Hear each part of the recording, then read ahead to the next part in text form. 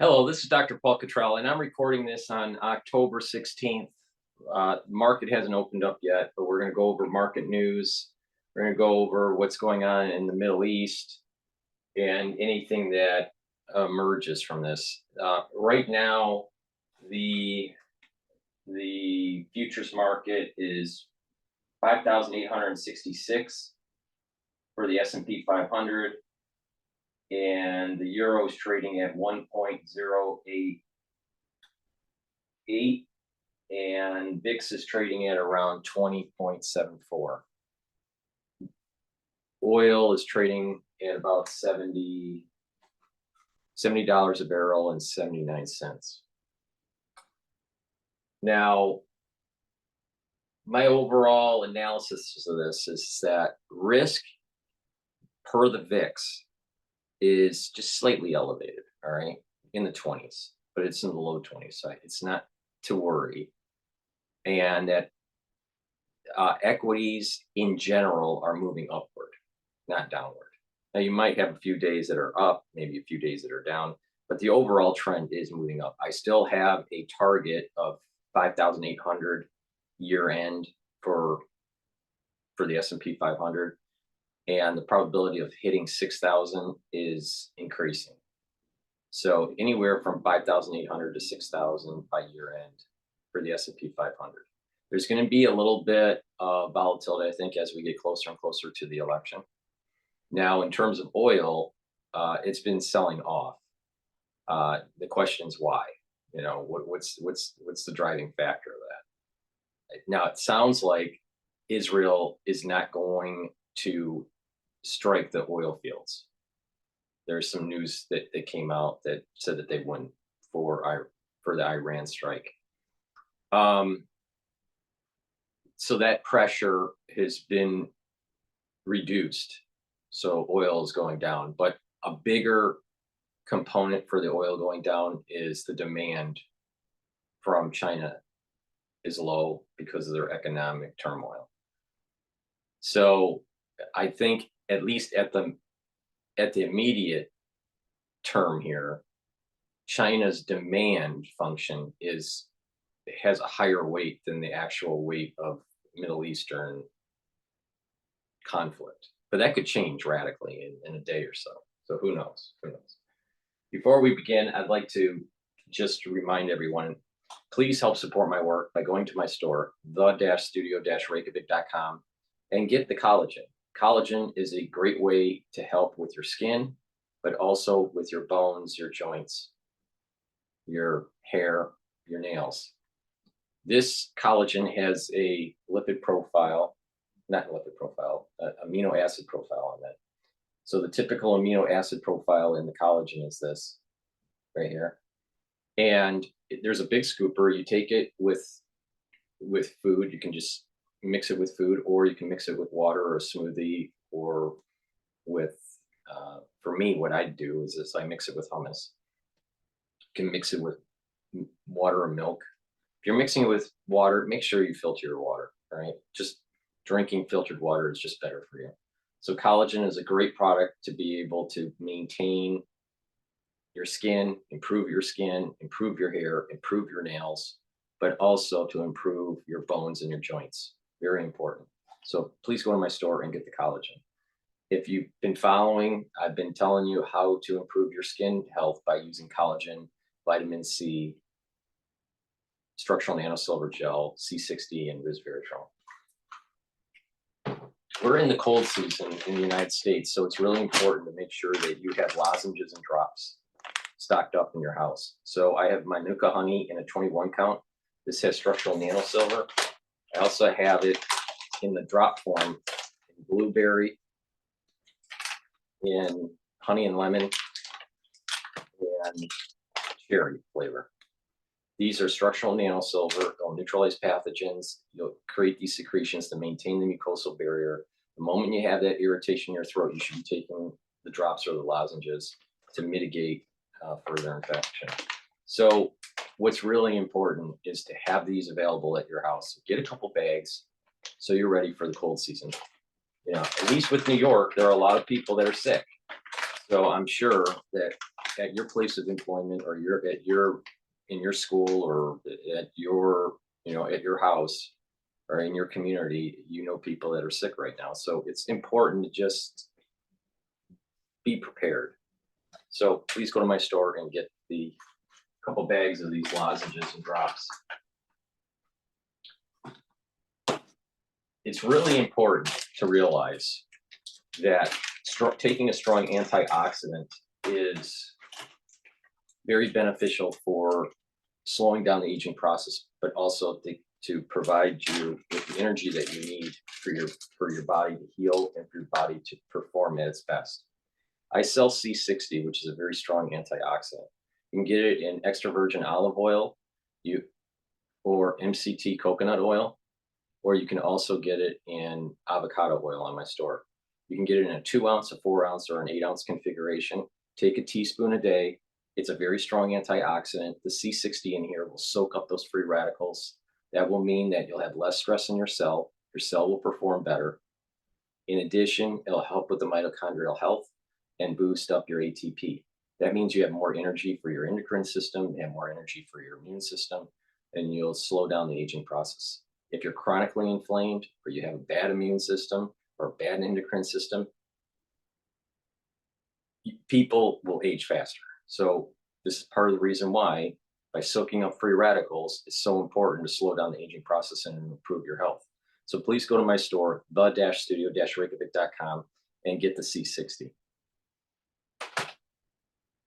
And lastly, I have these structural nano silver soaps. I have 5 different varieties. You can get this in lemongrass, charcoal tea tree. I also have peppermint,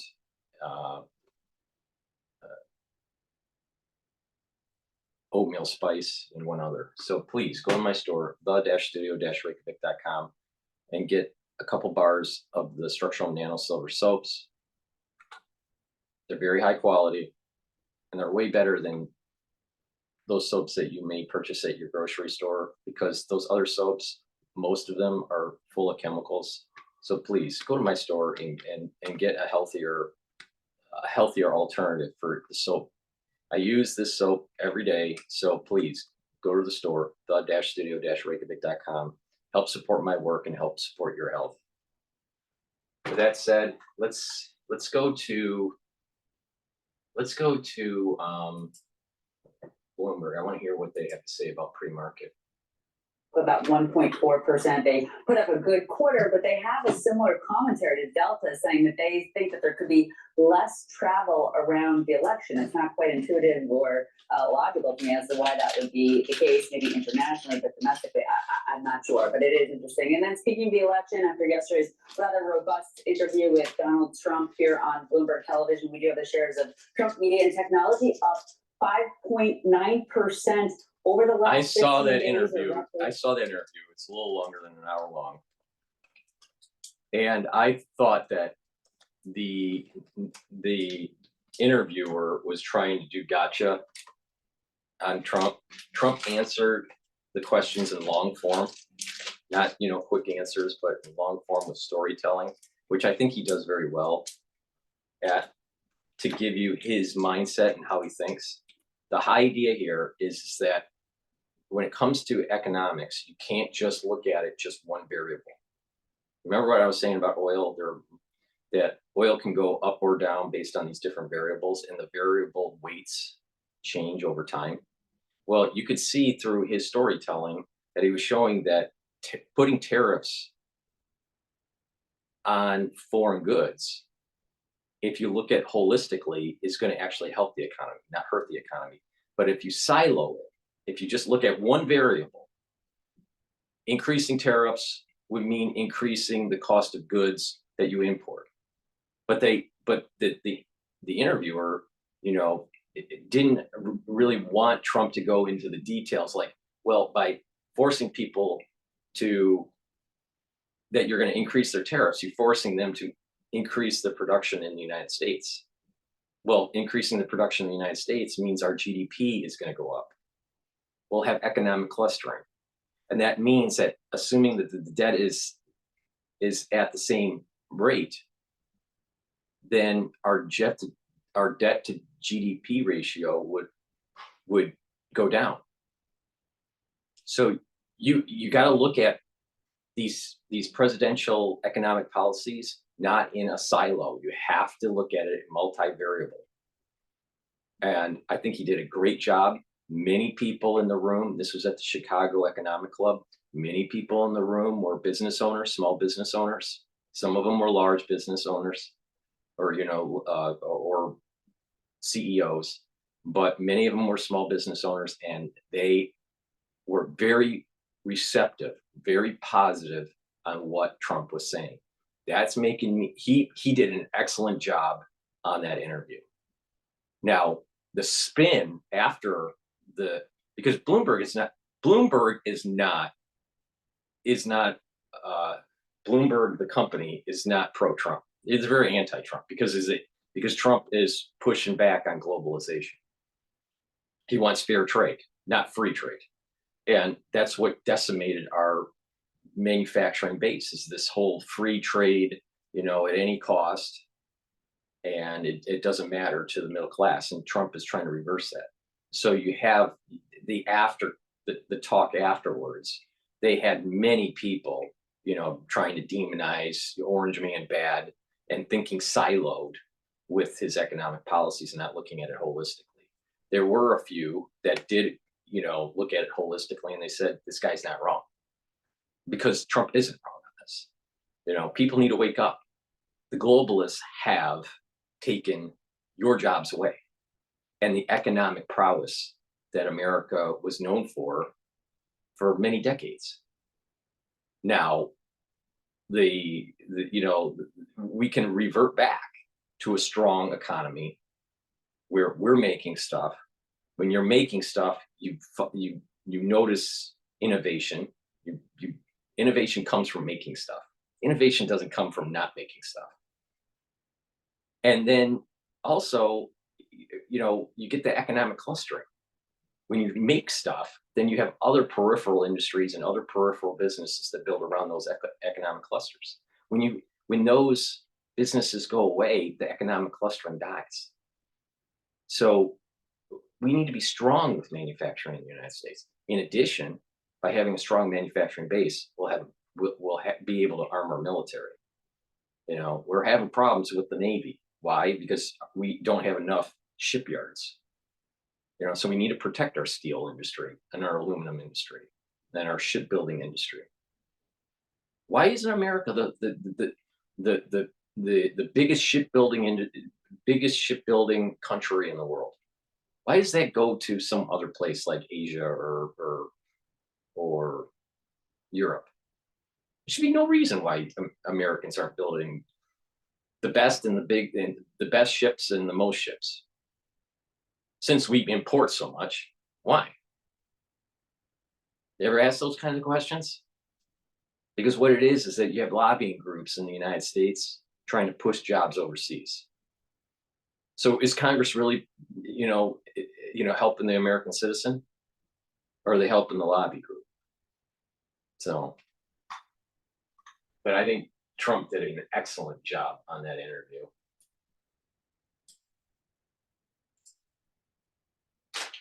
We slanted towards this kind of pro-business mindset that would have been otherwise afraid of a Democratic administration ahead, and what it means. Well, I think we heard a bit there of how the crowd largely was reacting to him, Shonali. It did seem to be a friendly crowd. There was a lot of applause, laughter in some instances when Trump threw laugh lines out there. And we do know that there was a substantial portion of Trump staffers and those affiliated with the former president and his campaign that were in the room. Yeah, they're trying to soften it up. These were business-minded individuals by and large. So those people that are cheering must have been, Trump. Trump staffers. No, it was business owners. I'm telling you, he did an excellent job. Ideas including lower corporate taxes for companies that make goods in America and lower taxes across the board that Donald Trump is advocating for, even if economists do contend that that could be deficit additive and ultimately that his tariff policy could also fuel inflation. All that said, I was not in the room, so I can't speak to the exact composition and who exactly was clapping. I was just watching it alongside all of you here on Bloomberg TV, but I would just point out that typically if you're going to listen to someone speak, you might be more in favor of the kind of ideas they are putting forward, like when Matt Miller goes to a fish concert, probably because he likes fish. Fair point. Can't wait for the New Year's run at MSG. I was at the Economic Club of New York when Trump spoke there. I was also surprised by the support he had at the ECNY. Some of the most important people on Wall Street I saw there. Is he doing better maybe than we think, Donald Yes. Trump? I mean, he mentioned some Not of the that. early, It's voting polls better. yesterday, and certainly It's in the better. It's better than is he doing better? What it is that the ultra liberal mindset is crumbling.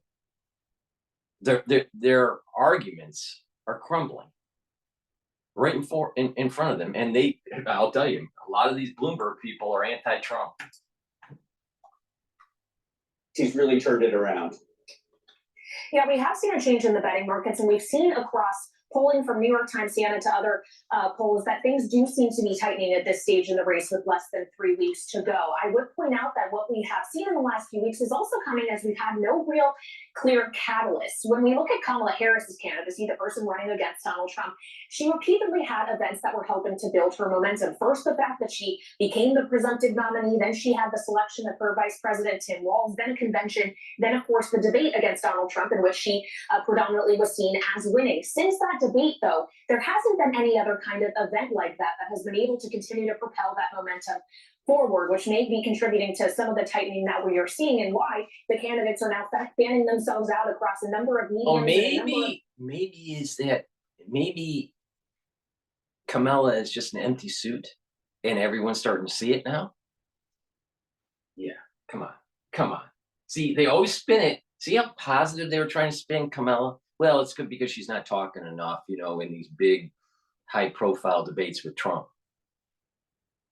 Maybe her policies suck because ultraliberalism isn't helping America in the general, just like how globalism wasn't helping America in the general. Fair trade, yes. Free trade, no.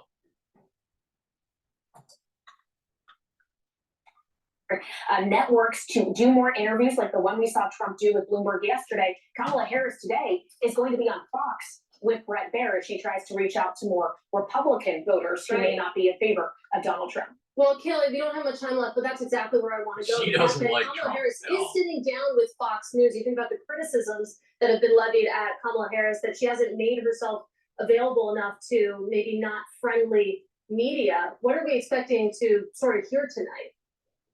Well, she could face some tough questions on the issues on which she is weakest, the economy and the border. She may be confronted with questions that she has no answers for because her whole fucking policy sucks. Shit. I'll tell you, I should be a newscaster on Bloomberg. I mean, moderate version of Kamala Harris as she tries to attract some in the Republican Party onto her side. She has been attempting to create a sort of permission structure for Republicans to cast a vote for her rather than Donald Trump. We see that evidenced in her touting the endorsement of a number of Republicans, including former Congresswoman Liz Cheney, who has campaigned alongside her in Wisconsin just in the last few weeks. So that's really what it is about doing, is reaching across the aisle, trying to bring more voters to her cause. And we're seeing her do that with other demographics as well, including Black men, with an appearance on Charlemagne the God yesterday. All right, Kelly Lyons, thank you so much. Of course, looking forward to that interview with Kamala Harris on Fox, of course, just a little bit more than 24 hours after Bloomberg sat down with Donald Trump. This is Bloomberg.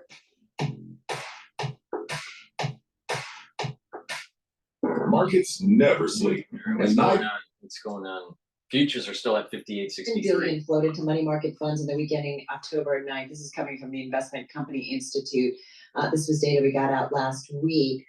So this year's inflows, Barry, more than $500 billion, as you got traders kind of figuring out what kind of rate reductions we get ahead, what it means for borrowing costs. It's amazing. And I just pulled up my personal account to look at, just as an example, the Schwab Value Advantage Money Market, 5.28%. Why would you pull it out? I mean, I'm kind of surprised how well this has been holding up. especially if we see a couple more rate cuts over the next few meetings. JP Morgan saying it takes about 3 months for outflows to begin when the Fed is further along in the easing cycle and the Treasury curve is normalized and becomes stable. So safe to say, Ross, just got about 30 seconds left here. We might have to wait some time to see some of that money come out of the money markets. I think so. I can tell you, our clients over the last year and a half have been more excited about a yield on cash than AI or any other exciting technology. So I think that money's sticky. I think people love getting something on their cash for the first time in a long time. I think it'll be hard pressed to pull it out and find a new home for it. Yeah, I don't. The other thing is I'm wondering some of the things that we've talked about on air, and I don't know if you have any thoughts on this, Barry. Like, people keep money in money markets, though, right? Like they keep it. It's like the security, and I don't know how much will come rushing out. Some of this is just inertia. If when you put, hey, we've been getting money sitting in a checking account, gets Depends moved to on a what money age you market are. account, and hey, I'm getting 5%. People tend to not look at that every day the way they look at equities. Yeah, we do that a lot here. All right, we're going to leave it there. Hey, Ross, thank you so much. Ross Mayfield, investment strategy analyst over at Baird, counting us down to the opening bell on this Wednesday. Just got about 4.5 minutes to go. NASDAQ futures, we're looking at them a little change, call it unchanged. Same story for the S&P 500. We've got those opening numbers coming your way in just a moment. All right, the market's going to open up in 4 minutes, so everyone's going in a commercial right now. So please go to my store, the-studio-reykjavik.com, and get the Max 35 or the Max 14. It's a great way to help improve your immune system, neutralizes pathogens, maintains the mucosal barrier. Take a teaspoon of this a day. If you're not feeling well, take a tablespoon or two a day during the cold season. Just swish it in your mouth, gargle, 20 seconds or so, and swallow. Take it every day. I've been doing this for 4 years, so no issues. Please go to my store, the-studio-reykjavik.com, and really maintain your immune system. It's really important. That structural nanosilver liquid is a major pillar in one of my anti-aging protocols. The 3 pillars are neutralize pathogens, lower inflammation, take strong antioxidants. I partnered up with Rainbow Herbals, and we've developed these deodorant bars for males and females. You can get it in citrus or peppermint, lavender, and tea tree. These deodorants are made from essential oils from the Himalayas, and it's a dual purpose product. Use it as a deodorant every day. It's for males and females, but it also will help to slowly detoxify your body because of the ingredients. So please go to my store, get a couple bars for your household. This deodorant is very high quality, made from natural ingredients from the Himalayas.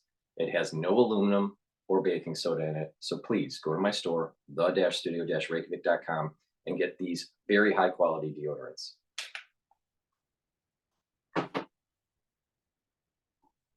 All right, let's see what's going on over at Bloomberg. He said on the call that China will be 20% of the revenue. Last year, China was like 27% of the revenue. So First they're ramping question that on down a the little call, absolute first Yeah. question on the call, and you do see pairing of losses here, but again, that 2-day chart was pretty brutal. Yeah, absolutely. Of course, TSMC, which buys machines from ASML, reports later today. Going to be fascinating to follow that. But stick with us because we are less than 4 minutes away from the opening bell.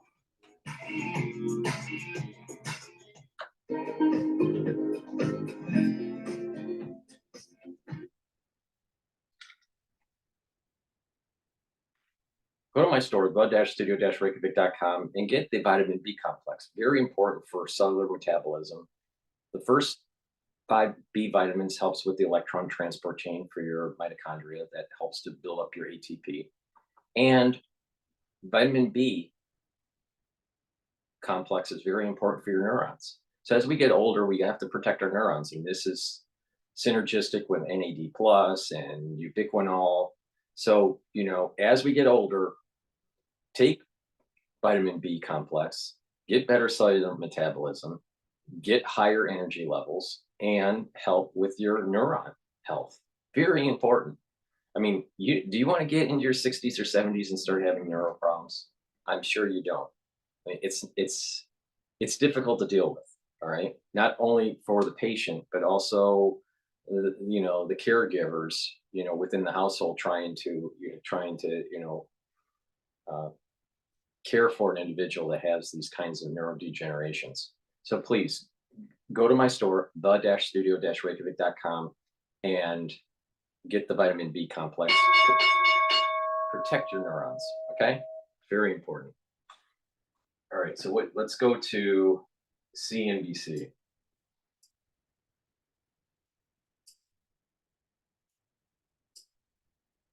At the time. No, but they are national treasures, and we need inconsistent.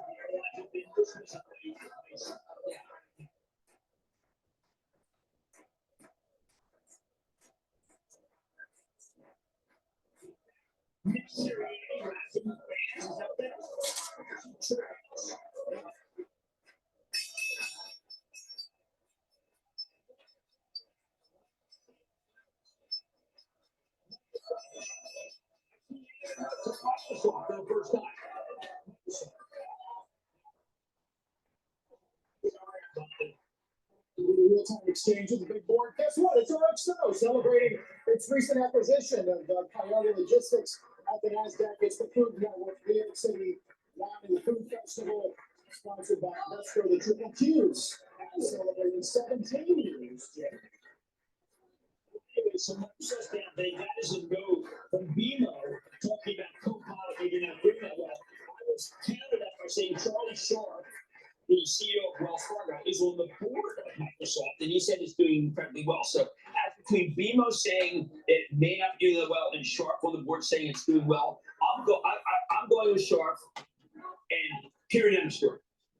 Well, while we're in the area of mega cap tech, Jim, this Amazon nuclear pact, just one more addition to the story about energy supply, data centers. Man, our friendly Mr. Adam, it is a remarkable thing to see something that was so reviled for so long, nuclear energy, and now it's really our only hope. By the way, 7 years before you can really build a new one. Even the small nuclear reactors, which is often You know, the thing is that I'm against this whole idea of small nuclear reactors feeding data, you know, some sort of data farms for AI and all this. Yes, the technology has gotten better and could be safer through better designs. But the thing is that do you really want across the country lots more of these small nuclear plants where something could happen if they, you know, it's a black swan event, all right? Low probability, high impact event. But if it does happen, it's radiation forever, right? Well, not forever, but for a long time, right? What about the waste? I mean, nuclear waste is a real thing, right? And I'm not so sure that mankind is even better off with having these AI farms. Not only that, it's an Achilles heel. And this might be a good thing for the big blackout in 2054. What happens, and I've mentioned this before, what happens if the monks, okay, for people that don't know, you're gonna have the transhumanists over time integrating with AI. AI becomes more biological, humans become more mechanical, all right, through transhumanism. And so there's going to be a split within humanity, the ones that are for transhumanism and the others that are going to want to be humanists. And I call these humanist monks, where they are going to fight against the transhumanists and find their Achilles heel. And I wrote a book about this, all right? My artificial intelligence book. It's an ebook on my website. So the big point here is that the monks will find the Achilles heel of the transhumanists, and that Achilles heel is energy, and will shut down the grid.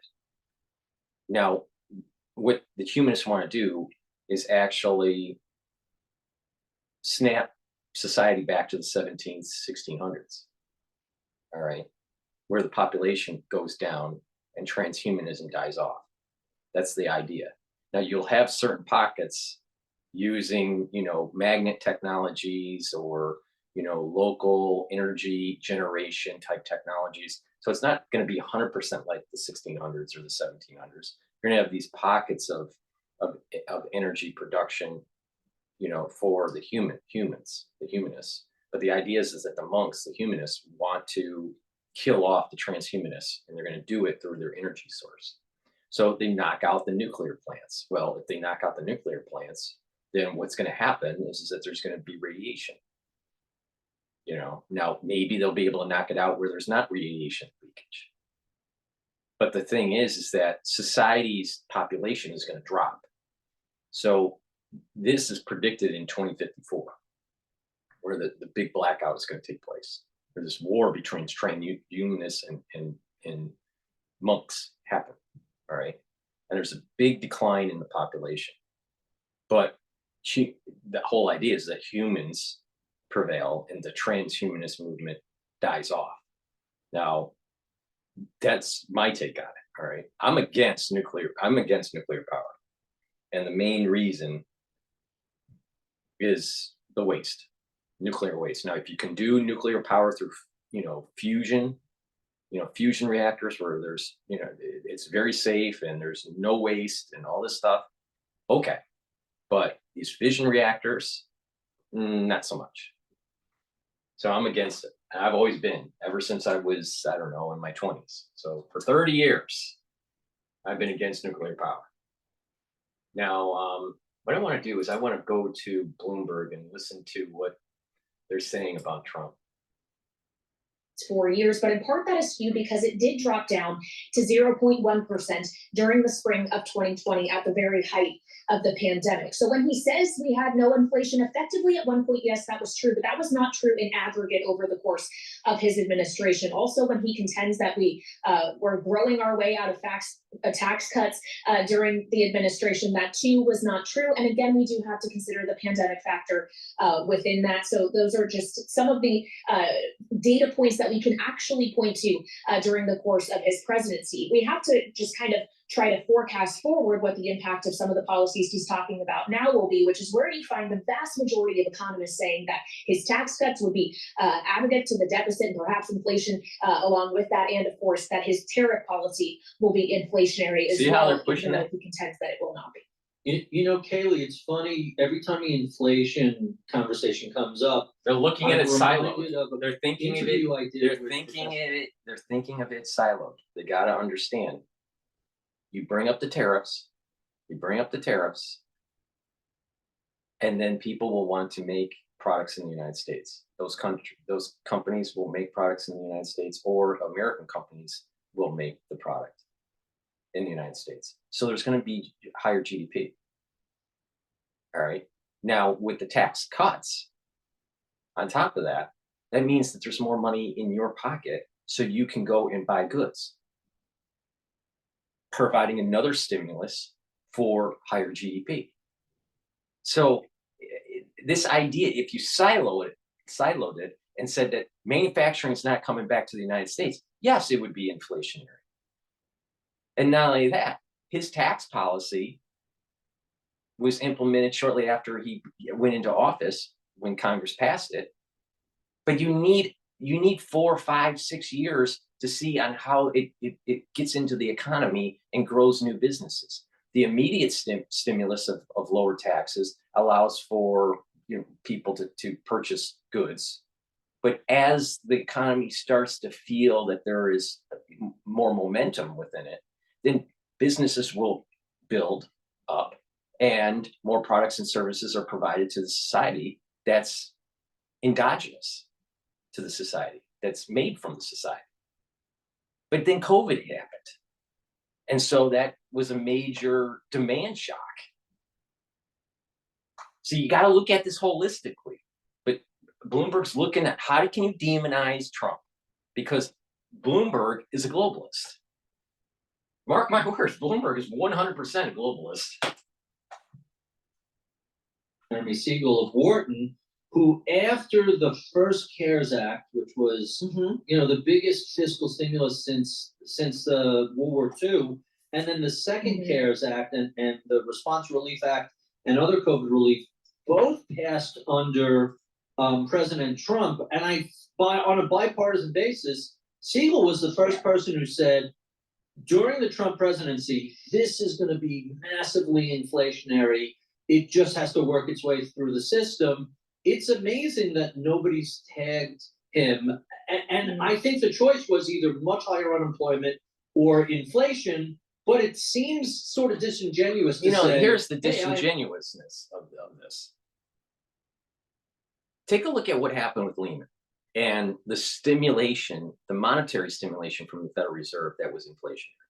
But they tried to, you had a deflationary situation in assets, you had a deflationary situation in the economy. And so what happened was that the Federal Reserve pumped a lot of money into the system to try to get and heal the economy and prevent it from going into a Great Depression, right? So it had to be inflationary to counteract the deflationary vector, all right? During Lehman, during the Lehman, and this is the TARP and all this other stuff, you know, and QE 1, 2, 3, 4 to infinity, right? All right, so that's inflationary.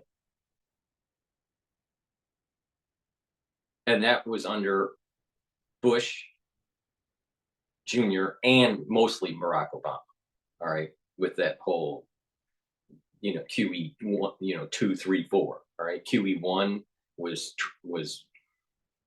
George Bush Jr. All right. So this was a Democrat and a Republican issue. So but now with the whole COVID issue, what happened is that there was massive fiscal. So you have fiscal stimulus and you have monetary stimulus. And there was massive fiscal stimulus that was put in that led to try to fight that inflationary problem of COVID. All right. So you had two issues here where you had to do stimulus to prevent the economy from collapsing. And because of what happened with COVID, which is I don't want to go into the details of it because I've done thousands of videos of it and I'm really fucking tired of COVID.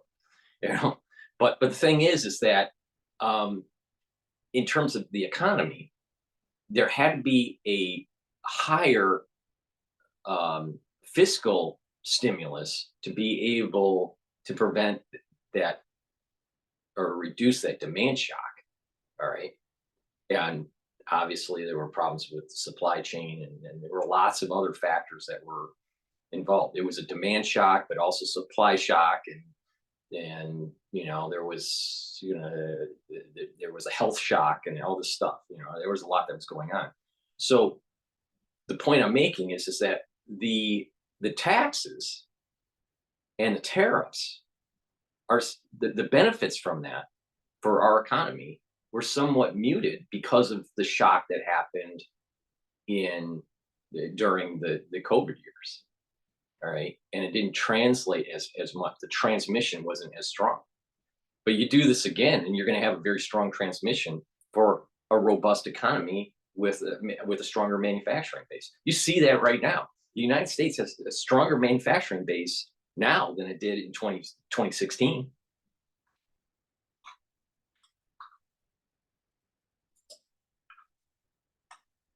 Nothing to do with inflation. Clearly, both Trump and Biden passed massive fiscal stimulus, and that's what drove most of the inflation.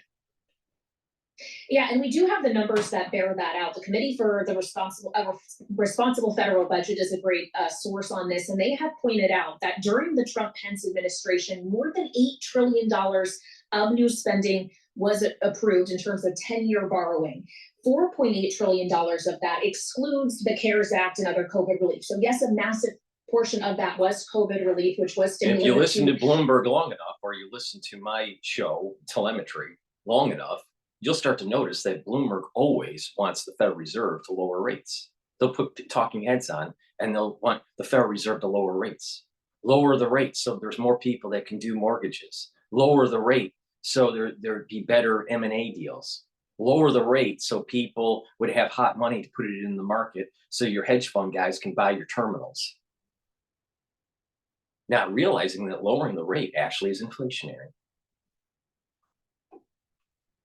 So they'll demonize Trump, saying that tariffs and tax cuts are inflationary. All right. But they won't demonize the Federal Reserve. Because Bloomberg is constantly looking for their addiction hit from the Federal Reserve to cut rates. I'm telling you, these people. But the thing is that Bloomberg and the staff on Bloomberg are a lot smarter than the typical dipshit that's on mainstream media. I mean, these people aren't dumb. They're biased, but they're not dumb, and they know where their bread's buttered. All right, they know which side the bread's buttered, and they know that they need to pump globalization and not localization. Do you think that they're for the little farmer, or do you think they're for Cargill or Monsanto? Of course they're for big ag. They don't want the little farmer to be successful. They want the big farmer, the big ag, the big companies to be successful. So you got to understand the bias of where these people are coming from. And believe me, she doesn't like Trump. The economy, as we have seen in the aftermath, but that was still $4 trillion of other spending that was approved as well. And of course, with the tax cuts, that was about $2.5 trillion of that. So we do have the numbers that show this. But yes, you're absolutely right. As the inflationary effects weren't felt until President Biden took office, it has really been the Biden administration that has taken the brunt of the blame on this, not Donald Trump. And of course, we know that supply chains were a factor in this as well. The supply side, the much more difficult force of inflation to address, had a huge role to play in that as well. But that isn't always what has been reflected in voter sentiment, although Kamala Harris has been able to gain ground on the economy relative to where Joe Biden was. Voters don't blame her quite as much, it seems. I highly recommend everybody check out the story on the Bloomberg because it goes through the Fed. That's some pro-Trump or pro-Kamala. Auto manufacturing and where those plants are, Chinese plants in particular. You can find it at Bloomberg.com. Having said that, Kaylee, you guys have been watching this for, the whole run up, the change when Biden stepped out, Kamala Harris stepped up. The two, though, Harris and Trump, are on these massive media tours. And how much of this makes a difference in an outcome of a race that's 19 days away now? Yeah, it's very close. In fact, the election already is underway as early voting has started in a number of states, Carol, including in Georgia yesterday, where they set a turnout record for the first day of early voting. More than 250,000 Well, I want to go to oil on CNBC. With you while you're there on the helicopter. I'm gonna get McConnell. We work together very well in some collaborations. You and McConaughey. Yeah, we collaborated over salad. You had a script you were pitching? Yes, we had I don't know, he wanted in, but I didn't tell him I've got other people in mind. Me and Affleck versus you and McConaughey. I'll take that. Okay. David's so smart, right? Can you keep up with him? No, I didn't see him. Really? Your father really said that? I don't believe it. Yeah. Reactors. Now, Amazon has signed agreements to develop this new breed of reactors, investing in X Energy. And finally, Carol and Barry, not sure if you've been to Disney's Florida theme park lately, but there's a new cake shop. It's set to open. Parents are sounding off on social media about the prices. A slice of cake at the Cake Bake Shop by Gwendolyn Rogers will run you as high as $26. That is insane. That is crazy. That is insane. Come on. It's cake. It's cake. It's only cake. There are all these new tea shops and cake shops in Manhattan where $20 for a slice of cake is not unreasonable. All right, but that's New York, and we're insane too. Well, Disney and New York are almost the same prices, right? You can't get out of Disney for less than $500 a day. That's what it feels like. I will say, when I took my daughter to Disneyland 10 years ago, or Disney World, I loved it. Yes, I was all in. She's like, Mom, don't you want to live in a castle? I'm like, yeah, totally. I'm in. All right, that $27 cake though. I don't know. It's like a drink in Manhattan too, right? Right. $18 for a mixed drink, $23 for a glass of wine. It's kind of cheaper to buy a house. Oh no, it's not. People. It's crazy. It's crazy. In the scientific process, for example, genomics or even drug discovery. What's going on there? Oh, it's such a Markets never sleep, and neither does Interactive Brokers. Discover more opportunities with CME futures across equity. U.S. election and the inauguration to go forward with a potential bid there. Yeah, look, there's a history with semi companies trying to buy each other. Broadcom wanted to buy Qualcomm, that never went through. Broadcom, Qualcomm wanted to buy NXP, that didn't go through. So a transaction of this size, which I expect would be at least, $150 billion if Qualcomm was to make a complete bid for Intel.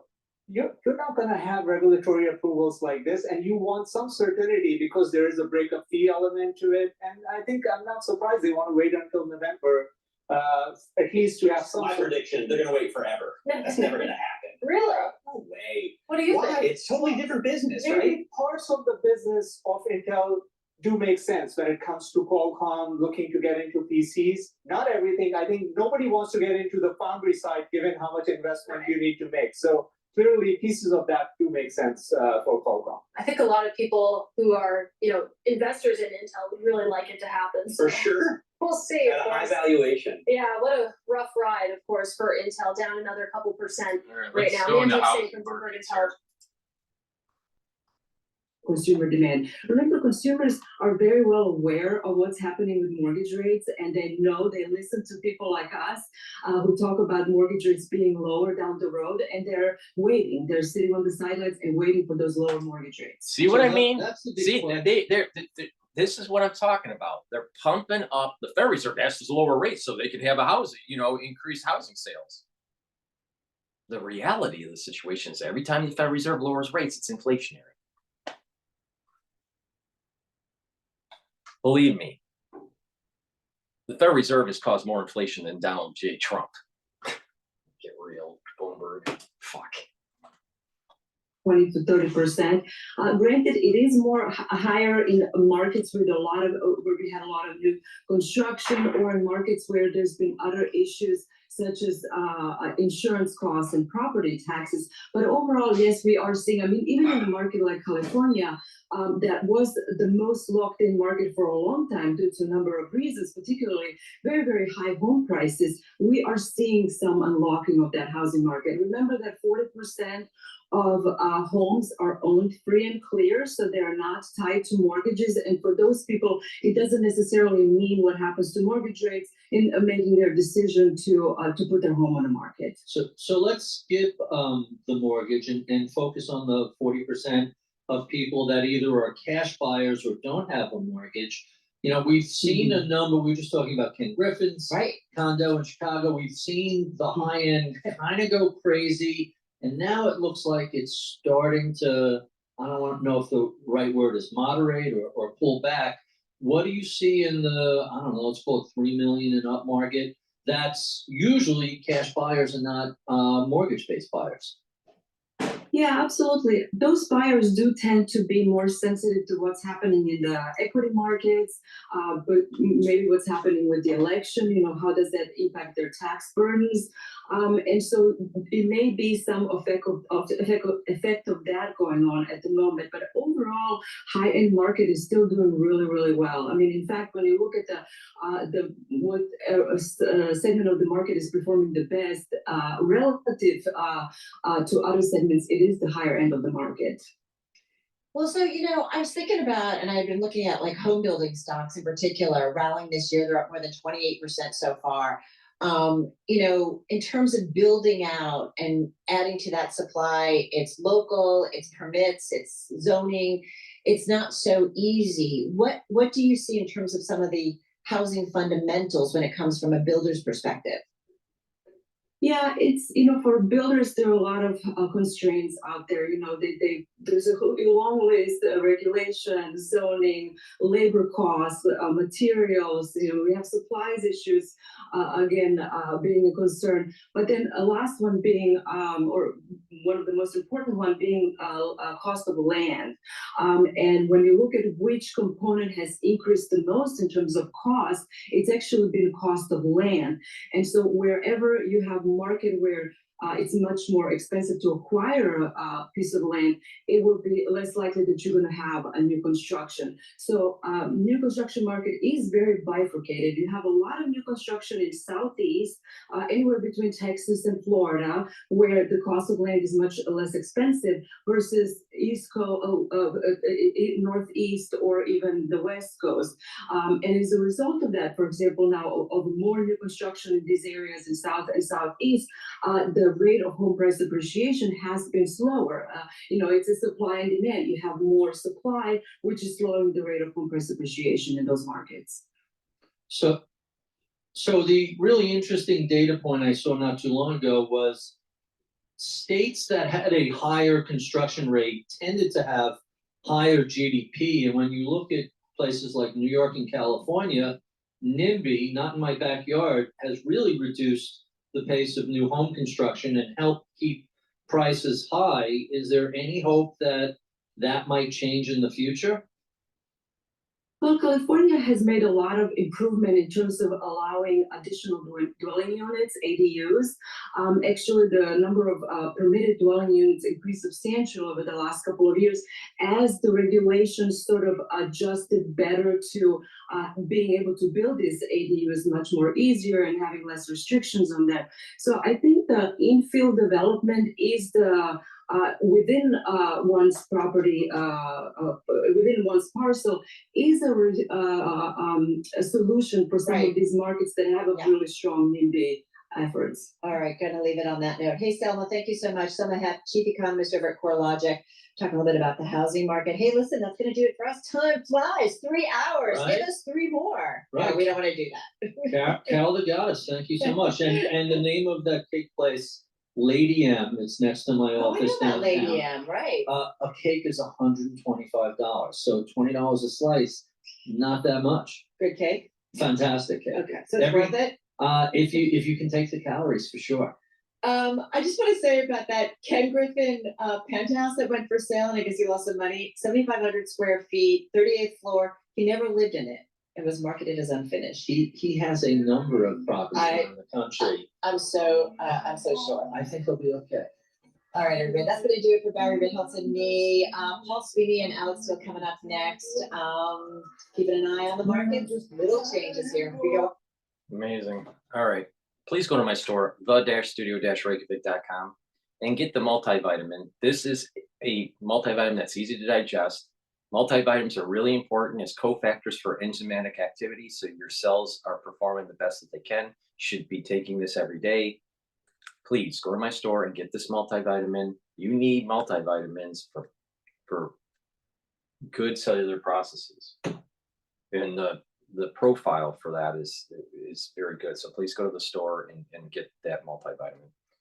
Probiotics are very important for many reasons, to help to absorb your nutrients better, to reduce inflammation in your gut, to maintain a good mucosal lining for your gut, to improve your metabolism, and to improve your mental acuity and your mood. So please go to my store and get these probiotics. You can get it in the veggie cap form, or I also have a powdered form. Take it every day. I usually take the powdered form because I mix it with my hummus. And, but you can also take the veggie cap form. They're both very high quality probiotics. So please go to the store, take it every day to improve your health. Structural nano silver gel, very important. It's a dual purpose product. It'll help with skincare. You can put it on your skin, before you go to bed, exfoliate in the morning, and you'll notice that your skin's clearer and tighter, especially around your face. You can neutralize pathogens, put it on your hands, around your mouth, around your nose, around your eyes, around your ears, lightly coat your nostrils, especially during the cold season. That's going to be really important. Trust me on this. You'll stay active for 5+ hours. In addition, it'll help to heal wounds, scrapes, abrasions, minor burns. So please go to my store and get this great dual purpose product. It's the-studio-reykjavik.com. Link is in the description of this video. And lastly, structural nano silver toothpaste. Very high quality toothpaste that will whiten your teeth, freshen your breath, reduce gingivitis, reduce plaque, maintain a good gum line, and with good oral hygiene, you're going to reduce the chances of cardiovascular disease and valvular disease. Please go to my store, the-studio-reykjavik.com. This is the best toothpaste that you're going to be able to buy. It has no fluoride in it. Please go to my store, the-studio-reykjavik.com. This toothpaste is far better than anything Alex Jones sells. So please go to my store and support my work. Get a few tubes of this toothpaste. It's the-studio-reykjavik.com. In addition, I tell you how the stuff works and why the stacking works. And I take it. It's obvious that it's working. It's obvious that my aging process is slower than my peer group. Alex Jones is younger than me. He doesn't look too much younger. He looks a lot older. He looks like 15 years older. So, you know, the reality of the situation, what I tell you to take is what I take. What I tell you to do as a protocol is what I do. All right? Please go to my store and follow my protocol. Improve your immune system, improve your health, slow down the aging process. It works. All right? It's really simple. It's really simple. Neutralize pathogens, soak up free radicals, bring down inflammation. Take charge of your health. All right, let's go to Al Jazeera and see what's going on if they're not on commercial break. Everyone might be on commercial. Okay, let's go to Al Jazeera here. From Doha, also coming up, Israel's siege of northern Gaza is in its 12th day. Attacks persist even as the US wants the military to allow aid into Jabalia refugee camp. You're watching Al Jazeera. I'm taking you to a meeting of the leaders of the European Union and the Gulf Cooperation Council holding the first joint summit in Brussels. This is Charles Michel. He is co-chair of the event. He is the president of the European Council. It is also being chaired by the Emir of Qatar, Sheikh Tamim bin Hamad Al Thani, because Qatar holds the rotating presidency of the GCC. Let's listen. For your personal commitment. Excellencies, ladies and gentlemen, with this summit, we would like to send a powerful message to our citizens and to the world. The EU and the Gulf Cooperation Council, we are ready to build a strategic partnership fit for the 21st century, and we are ready to work together to tackle global challenges. We want more stability, more security, we want more prosperity, and more respect for international law. I recently had the occasion to meet many of you to prepare this summit, and we all agree that this summit should send a message of unity and a message of hope. We share a common goal to promote growth and to generate more prosperity for our citizens, and we can do this through sustainable investment and trade, and by working together on the two biggest transitions of our time. On the one hand, the digital and artificial intelligence revolution, and on the other hand, the green transformation of our economies. We are also aware of the importance of better connecting our regions, our economies, and our people. And we also share a common responsibility to protect the rules-based international order and the UN Charter. As regional organizations, we also have a key role to play in conflict resolution, addressing climate change, strengthening multilateralism and human rights. The current geopolitical context, we all know, is extremely difficult, and it requires. Getting tired of that. All right, let's go to Bloomberg here. We've got a structural trend underway in technology and AI, and ASML is obviously a critical part of that. Right now, the S&P 500 4 points lower. The Dow Jones Industrial Average up 139 points. The Nasdaq 100 down 110 points. As for yields, the 2-year. I'm going to go to the BBC here.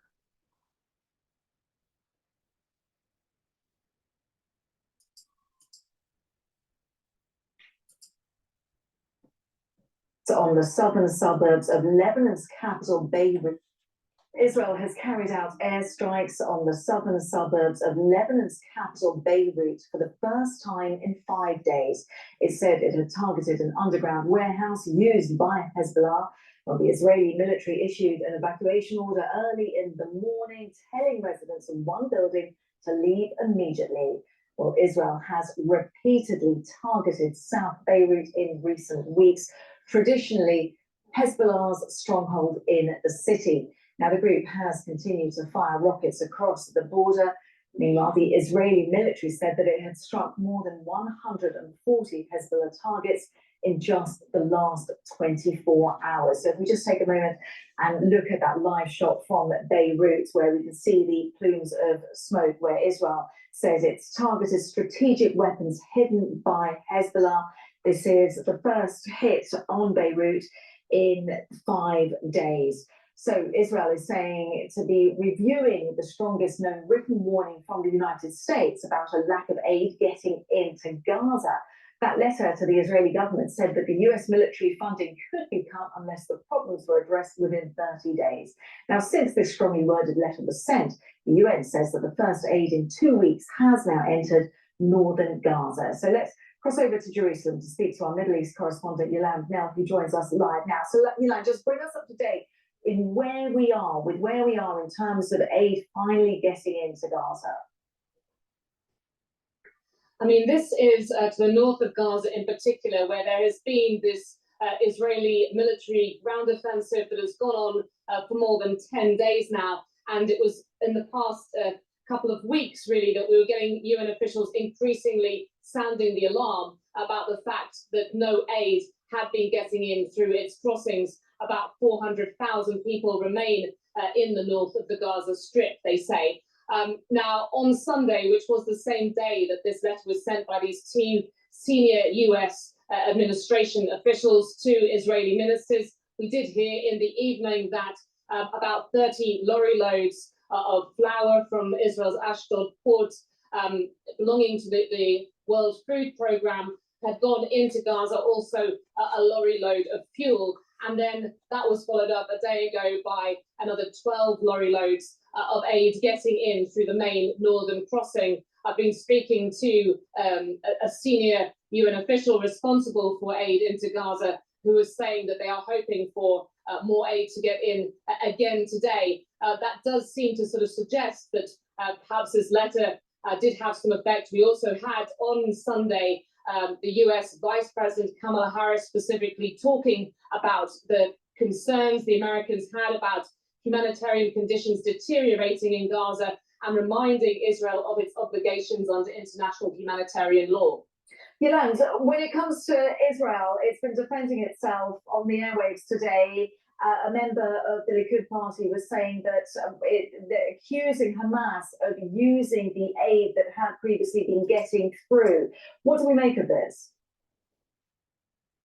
I mean, this is a consistent Israeli position, and there has been evidence in the past that Hamas has been able to secure some of the aid that has entered into Gaza. What humanitarian workers say now is there's a lot more issues around criminal gangs and smuggling and looting with the aid that manages to get through. They talk about the fact there is not a secure situation in Gaza when it comes to getting these lorry loads of aid in, and that is a major concern which the US letter also calls to be addressed.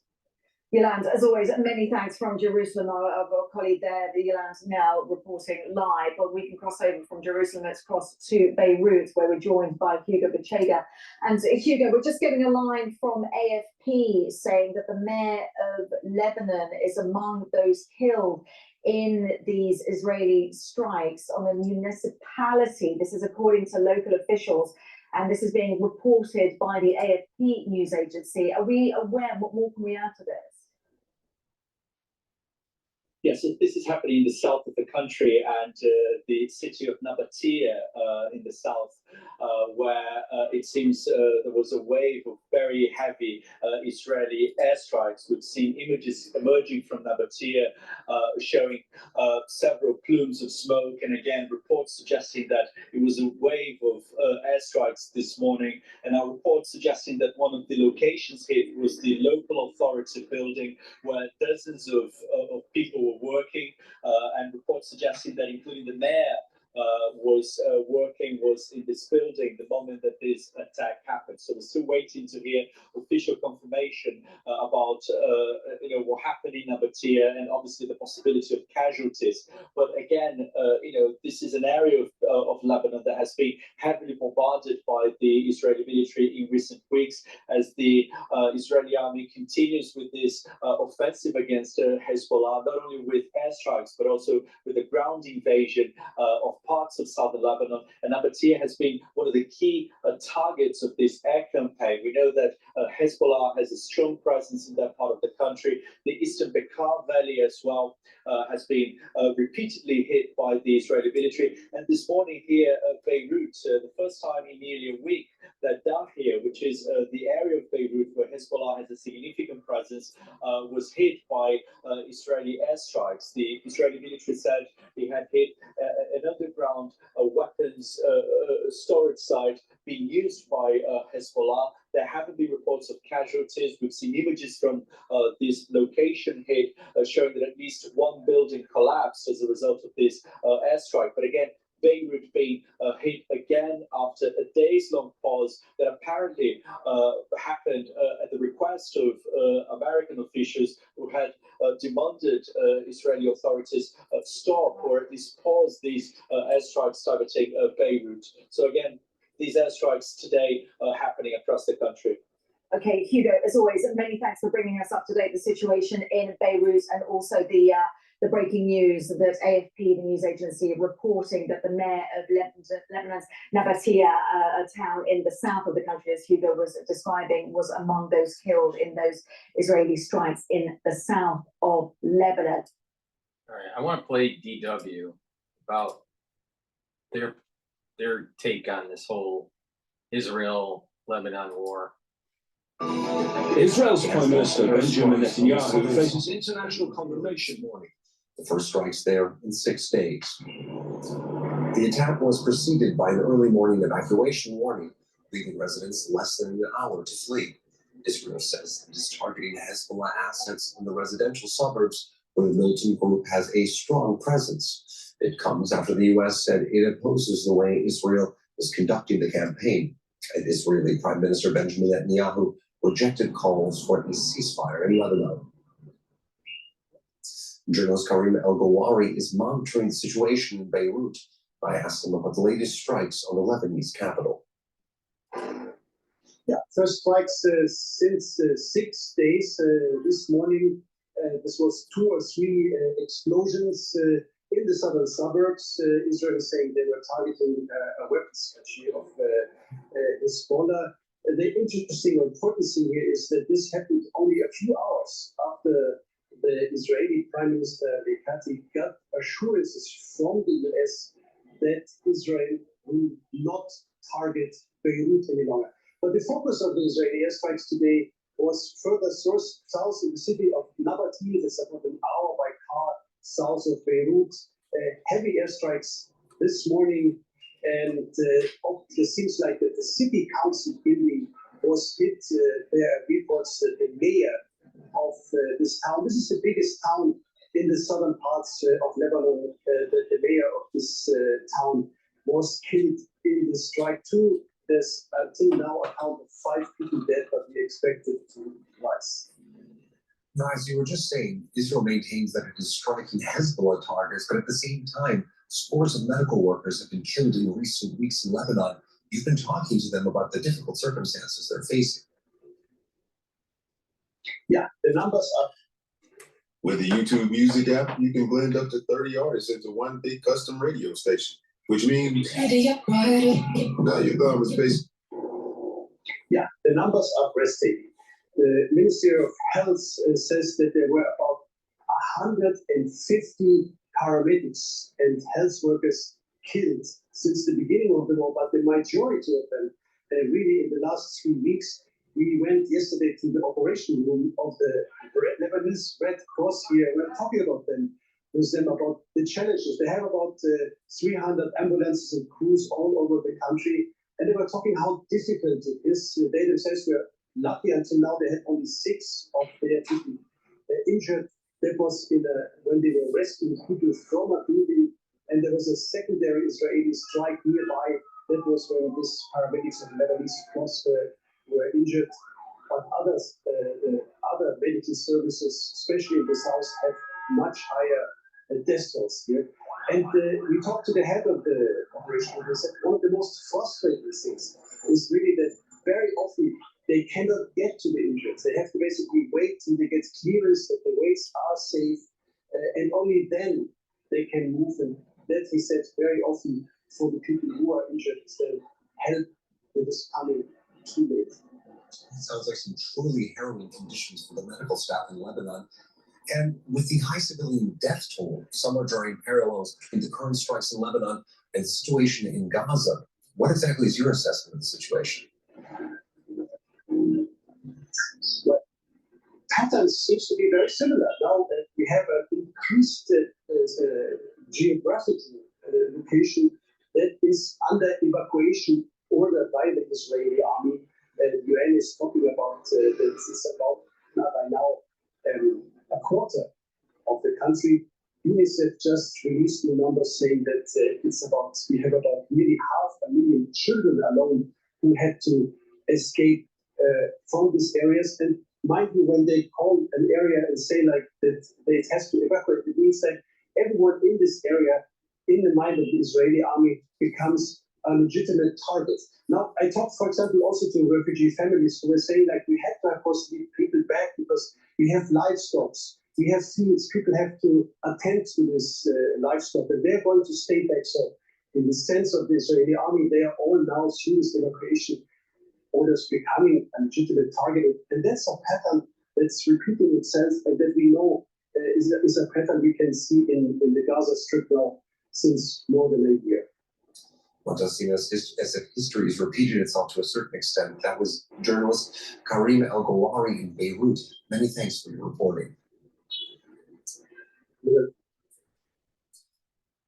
With already more than 1 million people being displaced. Before we continue on with DW, please go to my store, the-studio-reykjavik.com, and get ubiquinol. Ubiquinol is the active form for CoQ10.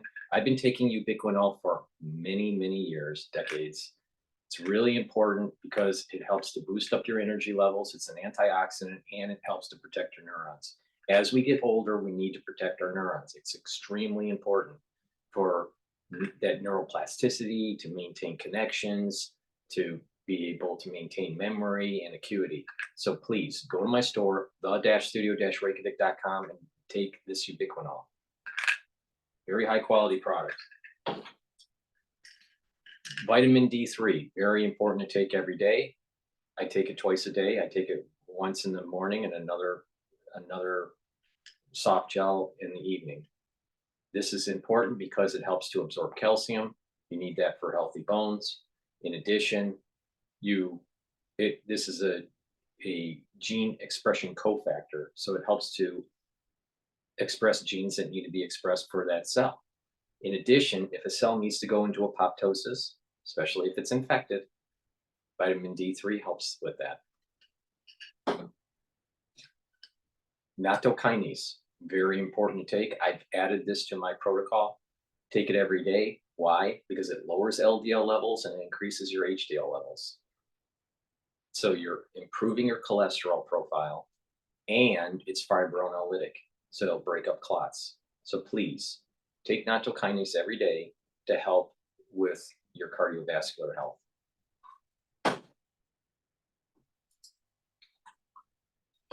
In Beirut, finding refuge anywhere they can. DW's Mohammed Shreite reports from the Lebanese capital. This is one of the fanciest nightclubs in Beirut. It's a destination club for Lebanese people and tourists. Up there is a Sky Bar where the evenings begin with a cocktail or two, or maybe more. And later you come down here to Skin on the ground floor, where the music is really loud and parties are long. I've been here a couple of times myself. People would dance there all night until a couple of weeks ago. We're going to go to Fox News here and talk about the Trump chance of winning. For former senior advisor to President Trump, Stephen Miller, Fox News contributor Kellyanne Conway. All right, Kellyanne, 3 weeks from tonight, it is election night in America. It's game time. And where do you see the race right now? Donald Trump is winning, and he has an opportunity to have what I call a narrow landslide, meaning he can actually run the tables and win all 7 swing states. He can win them narrowly, but they're winner take all because it's the Electoral College. Why? He's barnstorming and blitzing those swing states. He's going to the 22 counties or so where this race will be decided, and he feels confident enough in his running mate, J.D. Vance, to go have his own separate schedule. So they are double teaming these swing states. And then Trump's doing smart things like going to iconic venues, Madison Square Garden, Coachella, California. Why is he there? The media are asking. Those aren't swing states because he's Donald Trump and he can fill up those venues and inspire people. The other thing that's going on is the left has no compelling message, no convincing, persuasive messenger, and they have a lot of money. Money in politics is distortive. It makes the Harris campaign think that she doesn't have to be that good and she can still win. So what started out, Sean, as penetrating the voters with ads penetration has become saturation and is on its way to inundation. That angers the voters. They stop getting upset about the subject matter of your ads and they start getting mad at the sponsor of the ads.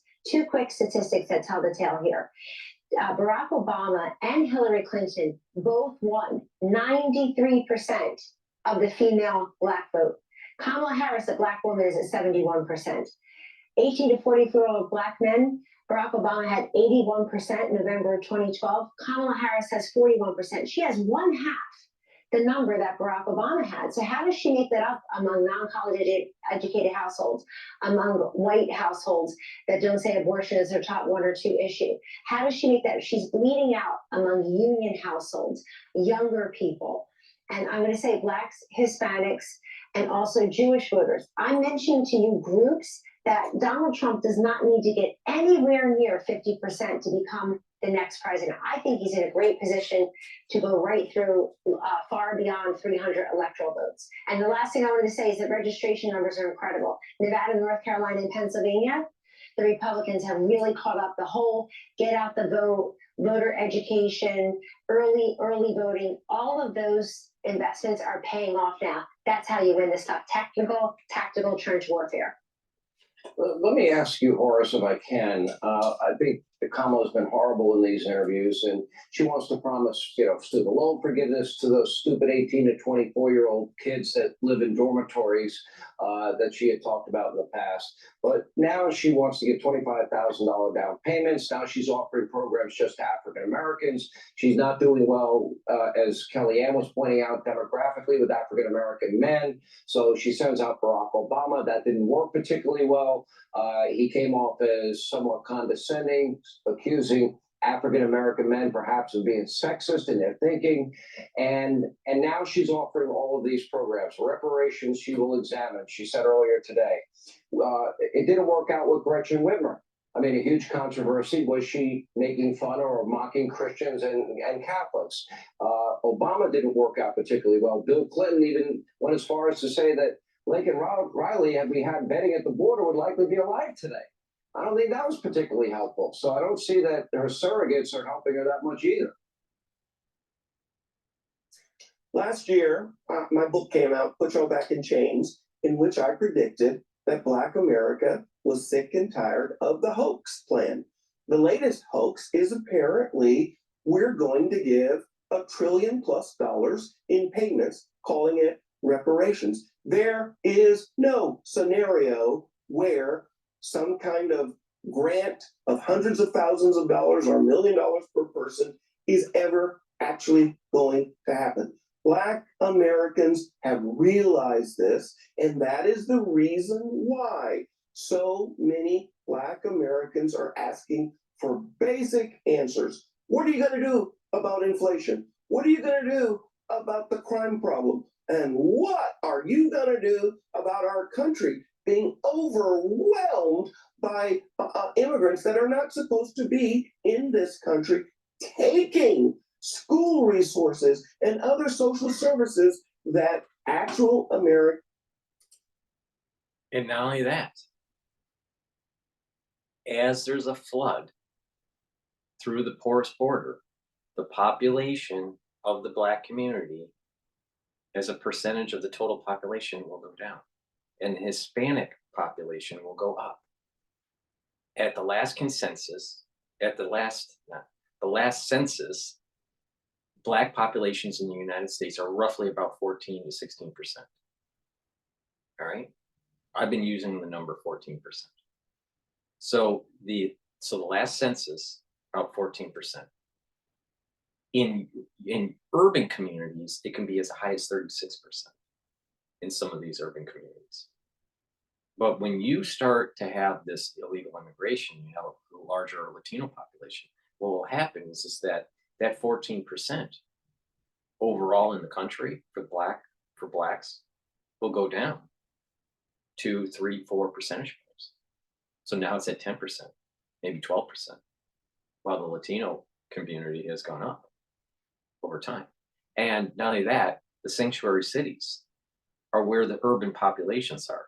So that drop of 36%, that 36% of blacks in that community may go down to 30% or 28%, while the Latino percentage goes up. And that means that the Democratic Party is going to think less of the needs of the Black community and more of the needs of the Latino community.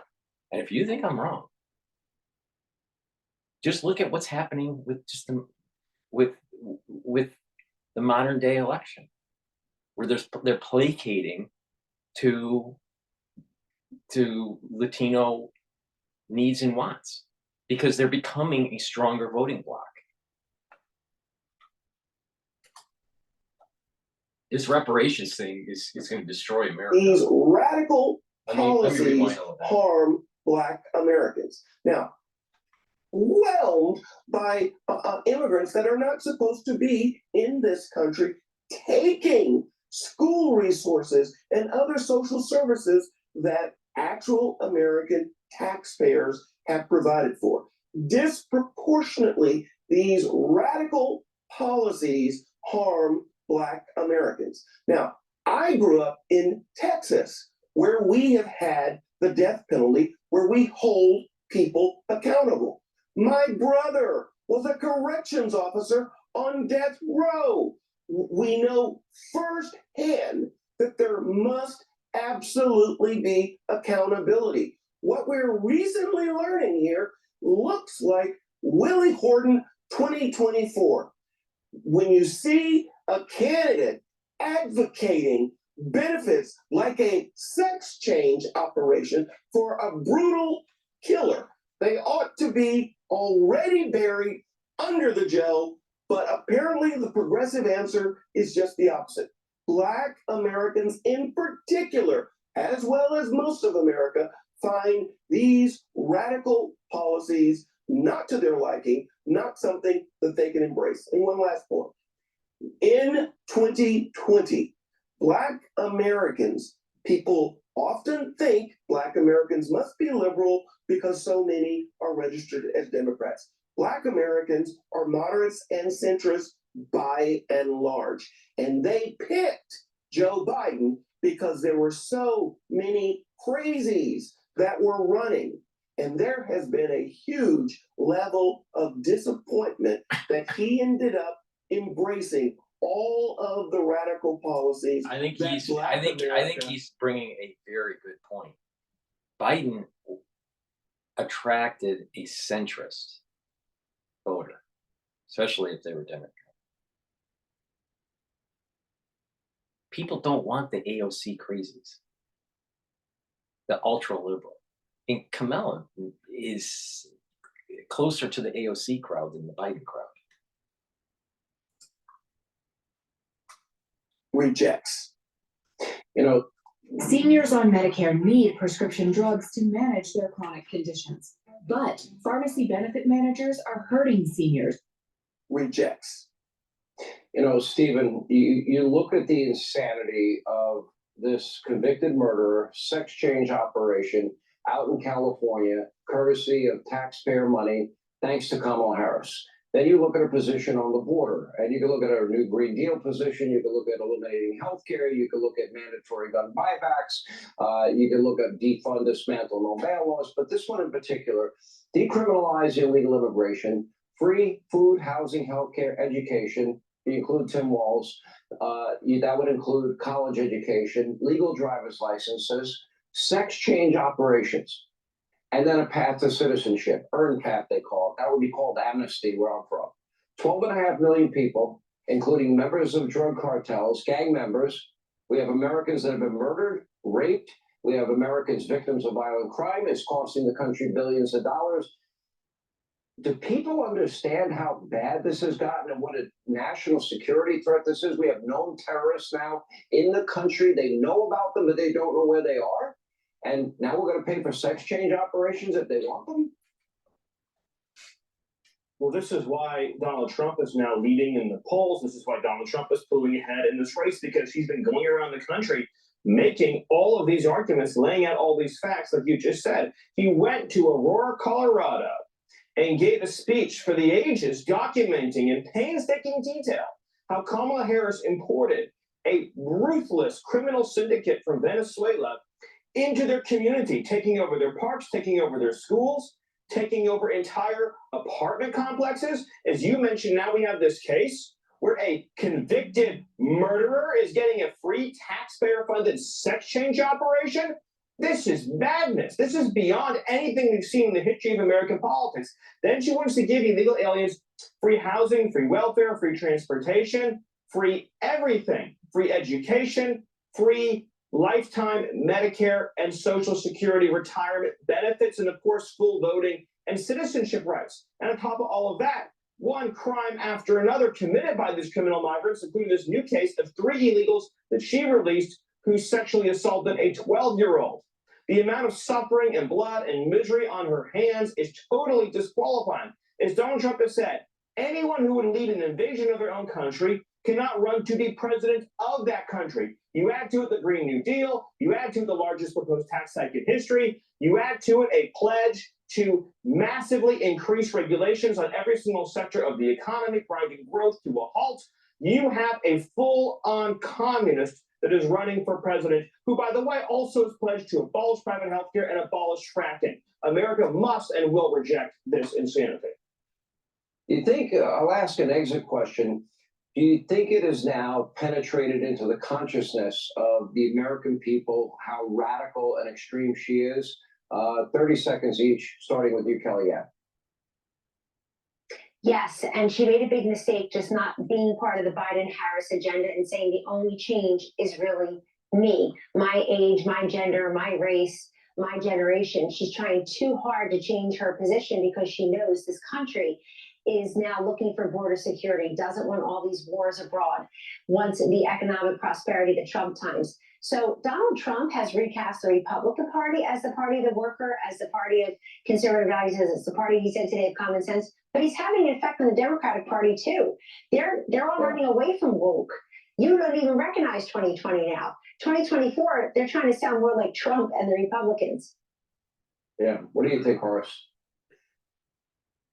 What we're seeing is a clear and total rejection of these radical so-called progressive values. And you can see it.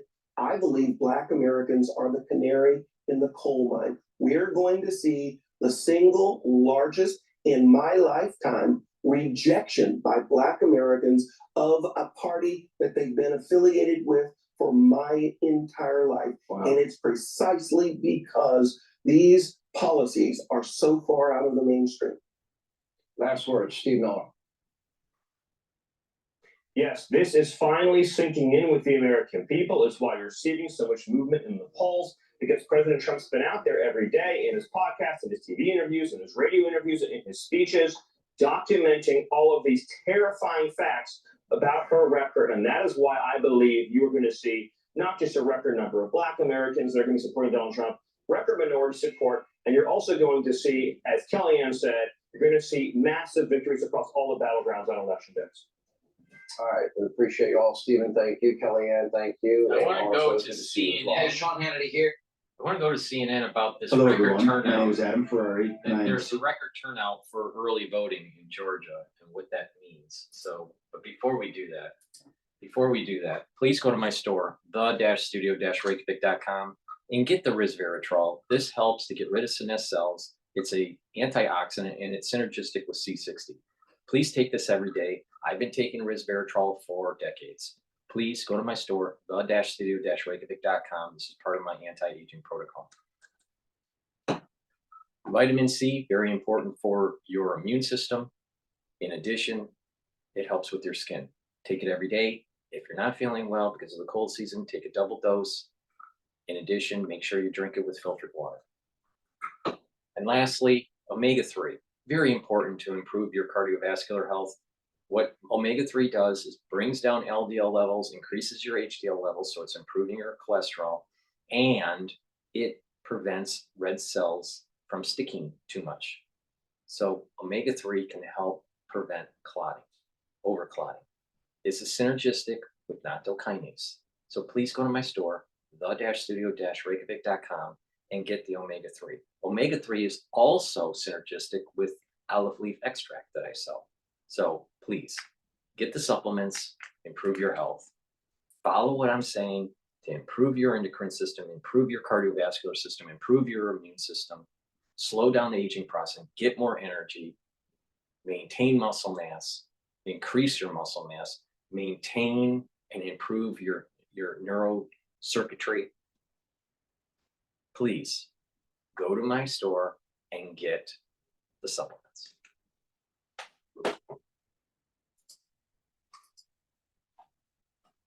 And it was a record-breaking day on the first day of early voting in that crucial state.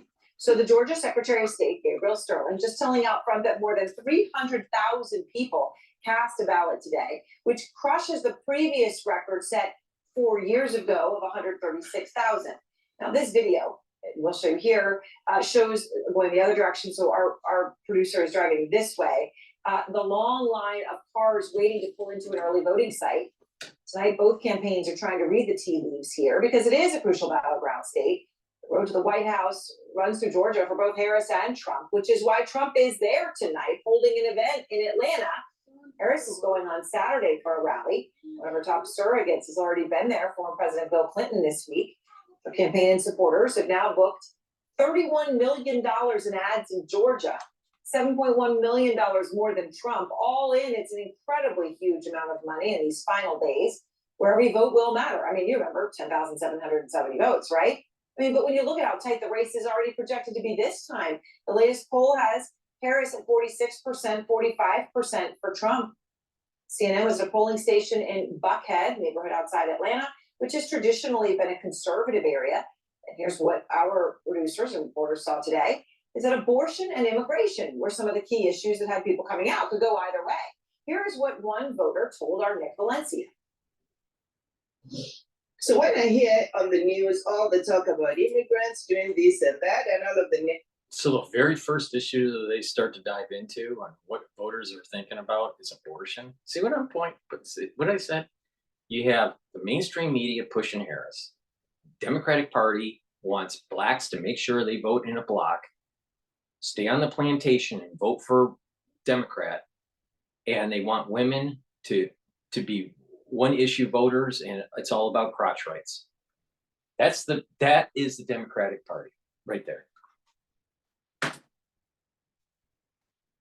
It breaks my heart because I have 2 daughters and I have 2 stepsons. And, you know, we contribute a lot to America. You could perhaps guess the way her vote went, but long lines, lots of people. And it's unclear. Tonight, immigration is front and center at Trump's rally. Look at what is playing on the screens where he will be speaking, very different than what you just heard. This one's saying your new apartment managers if Kamala is reelected, playing, of course, off of the Colorado gang story. And we're also getting some new numbers tonight from across the nation. So when you look at early voting, I mean, we're in it.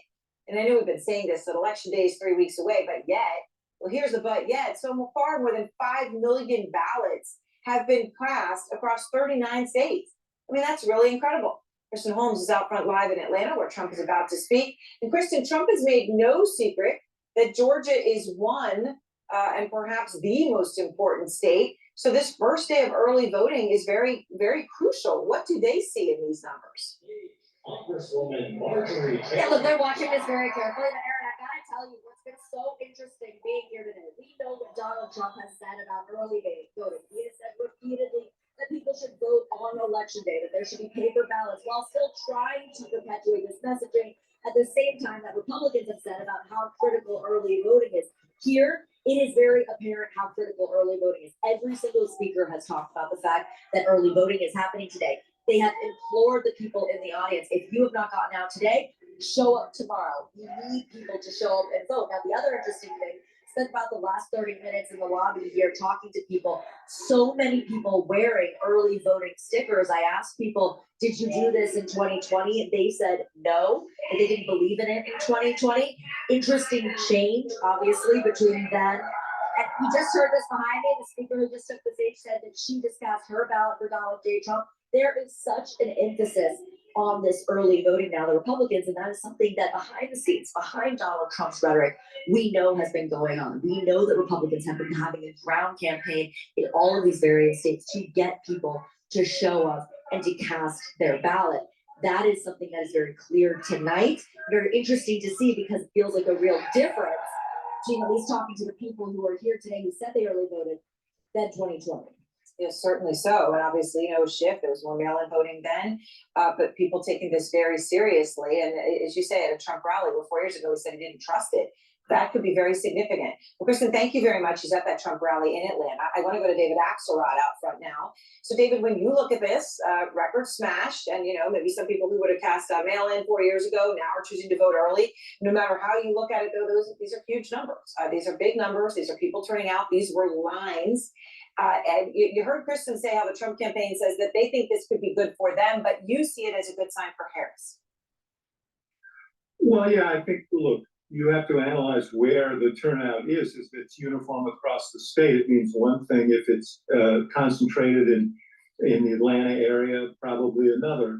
But generally, even with this new emphasis on early voting, Trump had so conditioned Republican voters to vote on election day that they're trying to rip out the wiring now and get them to behave differently. So I think there will be a greater participation of Republicans in early voting, but the degree of it, I don't know. And you'd have to assume, without the more in-depth analysis, that this is more encouraging to Democrats than to Republicans. So when you look at the numbers, more than 300,000 ballots cast today, and Gabe Sterling saying that's a record. It's more than double what you saw last time around. It's astounding in terms of the increase. So you heard what Kristen was just reporting from people she saw at that Trump rally. They said, well, they voted this time. They didn't believe in it before, referring to 2020 because of what he said, but now they feel differently. But what do you see in these numbers? I suppose whichever way they go. When you talk about democracy being on the line, as so many people feel, what do you see when you see lines like this? Well, listen, especially because there's been all kinds of barriers discussed, set up, talked about in Georgia, and so to me, this is a statement on the part of people across the state that, hey, we're coming, we're going to vote. We're not going to be discouraged. And that I think is great. Look, I want everybody to vote in an election. I think this is a sacred process that distinguishes democracies from dictatorships. And this is the way we grab the wheel of history and turn it in the direction we think is right. So I'm happy to see people come out. One thing I want to note about this, Aaron, though, a lot of the people who you saw today are people who voted last time. Some of them may have voted early. Some of them may have voted on election day. What is going to be interesting is were there people who voted today who didn't vote at all last time, and what motivated them to vote, and what is their persuasion in this race? So there is a possibility that these Republican voters are coming out early, where people who would have come out anyway, and the same with Democrats, and we just don't know. But I'd say it's mildly encouraging for Democrats, and certainly it's encouraging for democracy that a record is being broken, and it suggests, we'll see whether it has auguries for the turnout in the fall, but it looks like we're headed for another big election. Yeah, well, and there's something to be said. You see those lines in the car. People waiting in the car, and then inside in the convention center. I don't know. I see that. Since it gives you goosebumps. It's amazing. People are I choosing agree. to do this and choosing to wait on a day when they don't have to. There's a lot of other days they could still have, and not putting it off and doing it. And that is what makes America great. Thank you so much, David. I appreciate it. But she made the And statement Harry, I that did democracy's on the line. Some people think democracy's on the line. That's because the Democratic Party has been pushing democracy. We have a constitutional republic. And through a constitutional republic, we have representatives. And we have a constitution that protects the rights and property of the individual. In a 100% democracy, which is what the Democratic Party wants, because they want to rewrite the Constitution or get rid of the Constitution, a democracy is mob rule. And your rights are not protected, and your property is not protected by the Constitution. That's what a democracy is, not a constitutional republic. We have a constitutional republic. Your rights and your property are protected because of the Constitution, not because of mob rule, majority rule. If the majority wanted to take away all the assets from, let's say, New Yorkers, all right? Let's say there was a vote and they said, all the buildings ownership is going to be transferred and divvied up to every a percentage of the ownership will be divided up and given to everybody in the country. Let's say, people voted and there were 60% of the population that decided that that's what they want. In a democracy, the ones that own the building would have no recourse and they would lose ownership. But through a constitutional republic, your ownership is protected under the rule of law. This is the problem with the Democratic Party, because if you take it to its full extreme, you will lose rights that are guaranteed in the Constitution. So it's not democracy is, that democracy is going to be, falling at the wayside if the Republican Party gets into office. It's quite the opposite. The Democratic Party wants to get rid of the Constitution. The Democratic Party wants to rewrite it. They want mob rule. Hence, get rid of the Electoral College, because getting rid of the Electoral College is one step closer to mob rule. Getting rid of the Constitution or rewriting it is another step towards mob rule. Now, through mob rule, you're going to get a one-party system. Through mob rule, you're going to get extreme socialism. And then just look at the names. Just look at the name. It tells you a lot about the soul of the party. Republican Party, Democratic Party. A Republican ethos is representative government with the support of the Constitution protecting your civil liberties and your property rights. The Democratic Party doesn't represent that. They represent what does the majority want.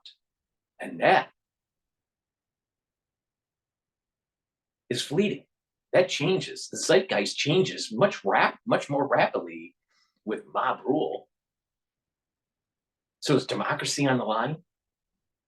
From the perspective of the Republican Party, democracy is on the line if a Democrat gets into office and they want to rewrite the Constitution and turn it into mob rule. From the Democratic perspective, democracy is on the line because if a Republican gets into office, the Democrats can't push their fucking agenda. But the way she phrased it, it made it seem as though the Republicans are, somehow taking away democracy. In a way, the Republicans is preserving our constitutional republic.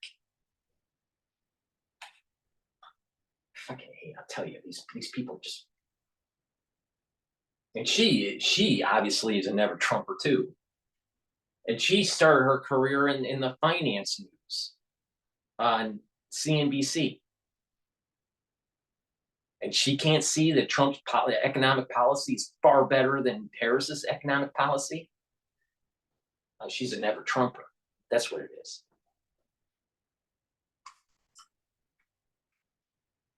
Now from the magic wall. So Harry, we talk about Georgia, you're just looking here at these specific numbers. Polls have closed on the first day of early voting, but Georgia matters so much. I mean, how it goes is an indicator of where the entire race is going. So that's why so much attention is on these early numbers. Yeah, I think that's exactly right, Aaron. I mean, I should point out that Georgia is not even part of Kamala Harris's easiest path to 270 electoral votes. Donald Trump really needs to win the state. I mean, look, Kamala Harris's best path moves through the Great Lakes, right? She wins up there, Wisconsin, Michigan, Pennsylvania, gets her to 270. We can also potentially give her Nevada, where she's been polling pretty decently. That gets her to 276. Now, let's just say we give her the state of Georgia, right? That gets her to 292. This gives her a major margin for error because she could lose in Pennsylvania and she would still get 273 electoral votes. Let's say we give that back to her. She could lose in Michigan. Again, she's north of 270 electoral votes. Let's say we give that back to her. She could lose in Wisconsin, and she still gets over 270 electoral votes, Aaron. So the bottom line is this. Georgia is so pivotal to Donald Trump's path to 270. If Kamala Harris can win there, it throws his entire path off. It gives her a much larger room for error. Yeah, I mean, it becomes not impossible, but incredibly difficult for him to win without it. So what do the polls tell you about Trump and Harris in Georgia? It's so close. That's what the polls tell us. So if we take a look, I averaged all the polls, right? And what do we see? We see Donald Trump up by a point. Of course, remember 4 years ago, Joe Biden won that state. Why at this particular point does Donald Trump have the slightest advantage in the state of Georgia? Well, I think it comes down to black voters. That's what it comes down to. Because take a look here. If you look at the average among black voters in the state of Georgia, you see that 4 years ago, Joe Biden won that vote by 82 points. Look where Kamala Harris is today. She is only up by 72 points, so a 10-point drop-off, something that is very consistent with what we see nationwide. And the bottom line is, if Georgia is consistent with what we see nationwide in terms of the drop-off in black voters, it is felt more in Georgia than any other state, because swing states with the most black voters, look at this, Aaron. Georgia comes in number one at 30%. If Kamala Harris can win over more black voters, she's likely to win the state of Georgia and make Donald Trump's path to 270 electoral votes seem like a pretty gosh darn long shot. Yeah, certainly the case. All right, thank you so much, Hick. I'll tell you, CNN is so biased. It's amazing. It's amazing. Please go to my store, the-studio-reykjavik.com, and help support my work and improve your health. Take turmeric every day. It's an antioxidant and it brings down inflammation to help support your immune system. It can also help support your cardiovascular system. In addition, turmeric stacks really well with ashwagandha root. Ashwagandha root will bring down your cortisol levels. It'll bring down your glucose levels. That's very important to having a stronger immune system. In addition, it helps bring down that inflammatory response.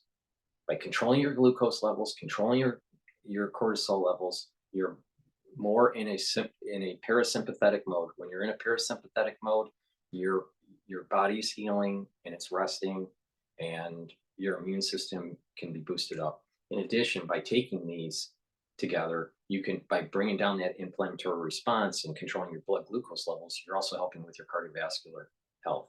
So please go to my store, the-studio-reykjavik.com, and get the turmeric and the ashwagandha, stack them together. These are great supplements. So if you want to improve your cardiovascular health, and you want to improve your immune system, and you want to slow down the aging process, you get a lot out of taking these supplements every day. It's important, especially since the aftershock of 2020, to improve your immune system. Lignans is a powder that you should be taking every day. And lignans, you mix with food or with water, filtered water. How I do is I just mix it with hummus. But take lignans every day as a powder. You get a little scooper and you mix it with your food. Take it every day. It is an antioxidant and it'll bring down inflammation.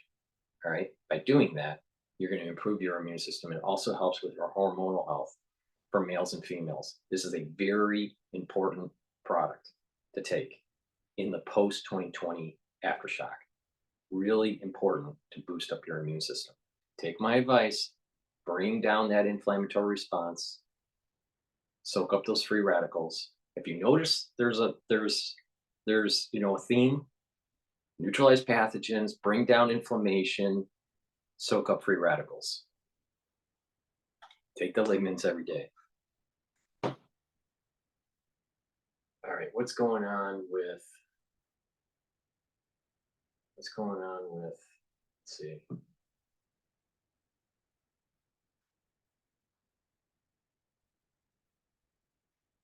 Okay, this is Brett. Brett is going to be interviewing Harris, I think, tonight.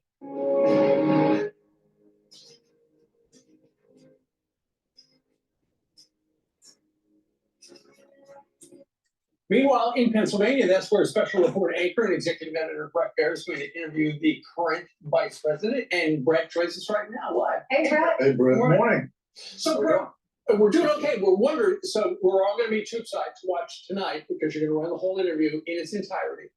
Why do you think she finally decided to come on Fox? Because she's avoided it. Joe Biden doesn't talk on Fox unless Peter Doocy is asking him questions.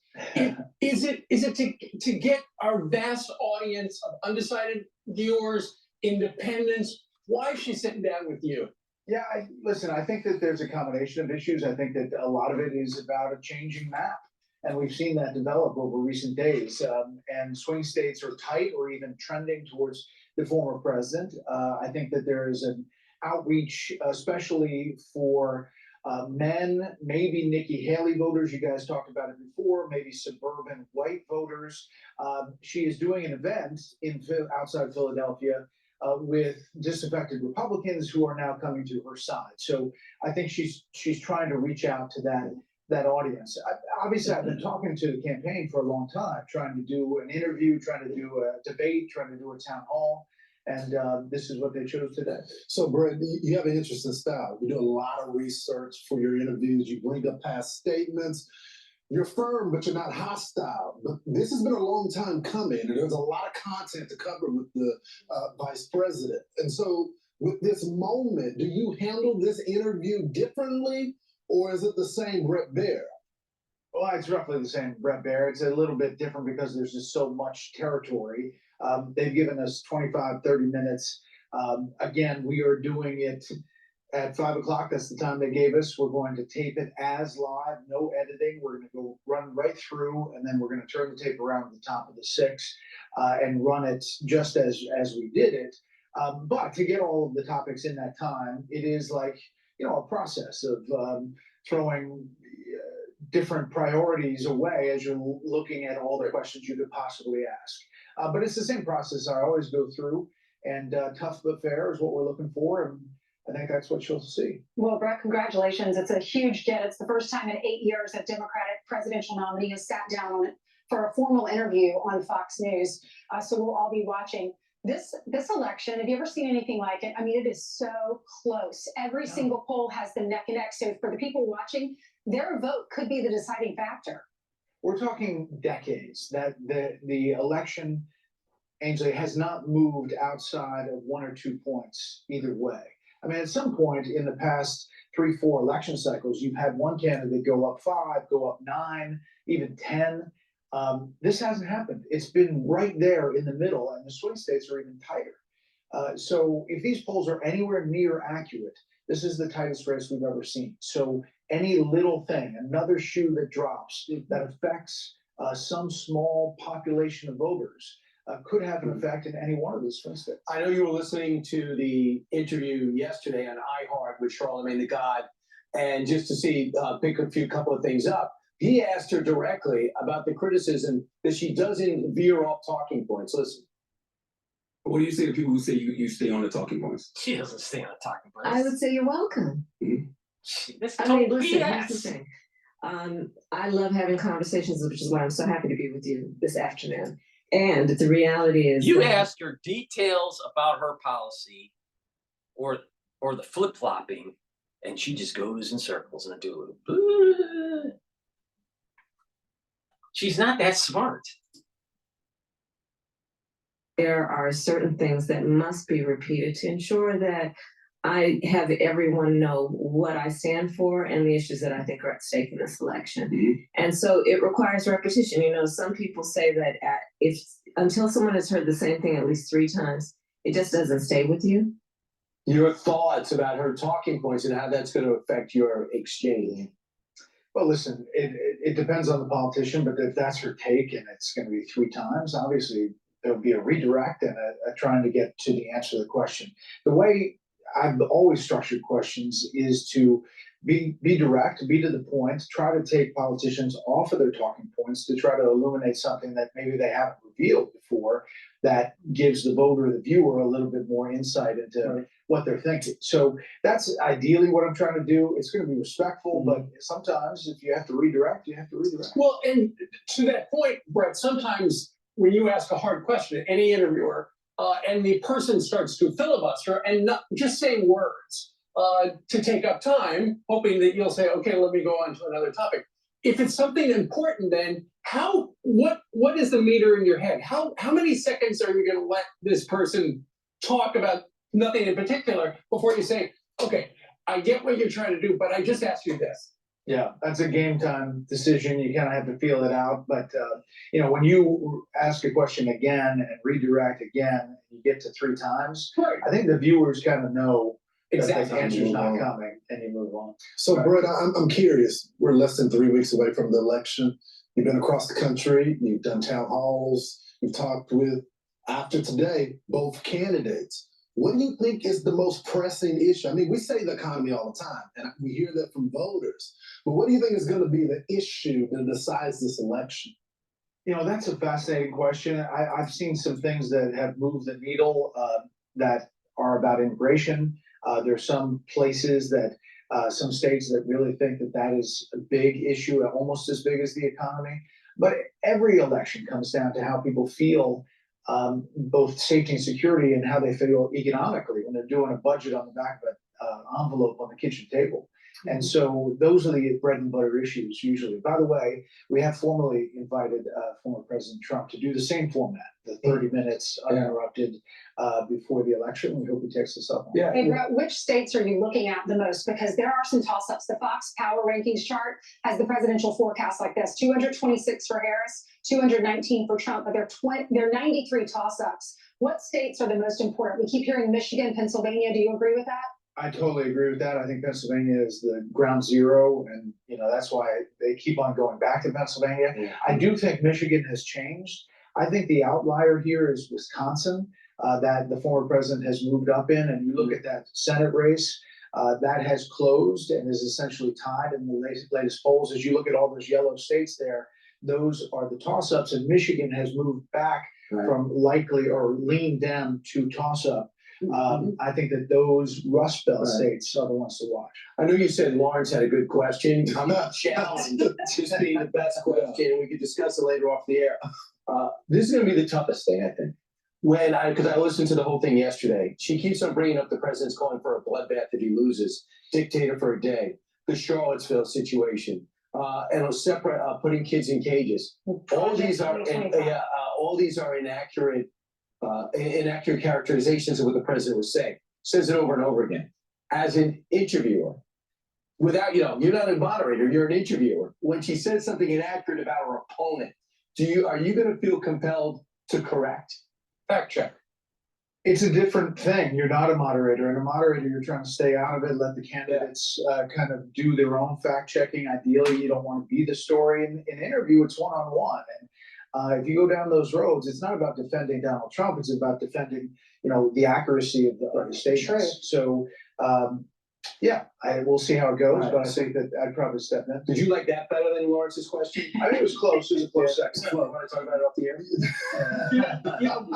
Brett, your interview tonight, one of 2 highlights this week. Okay, the interview with Bret Baier tonight at 6 o'clock Eastern time. You're going to sit down for at least about a half an hour with the current vice president. People are going to tune in for that.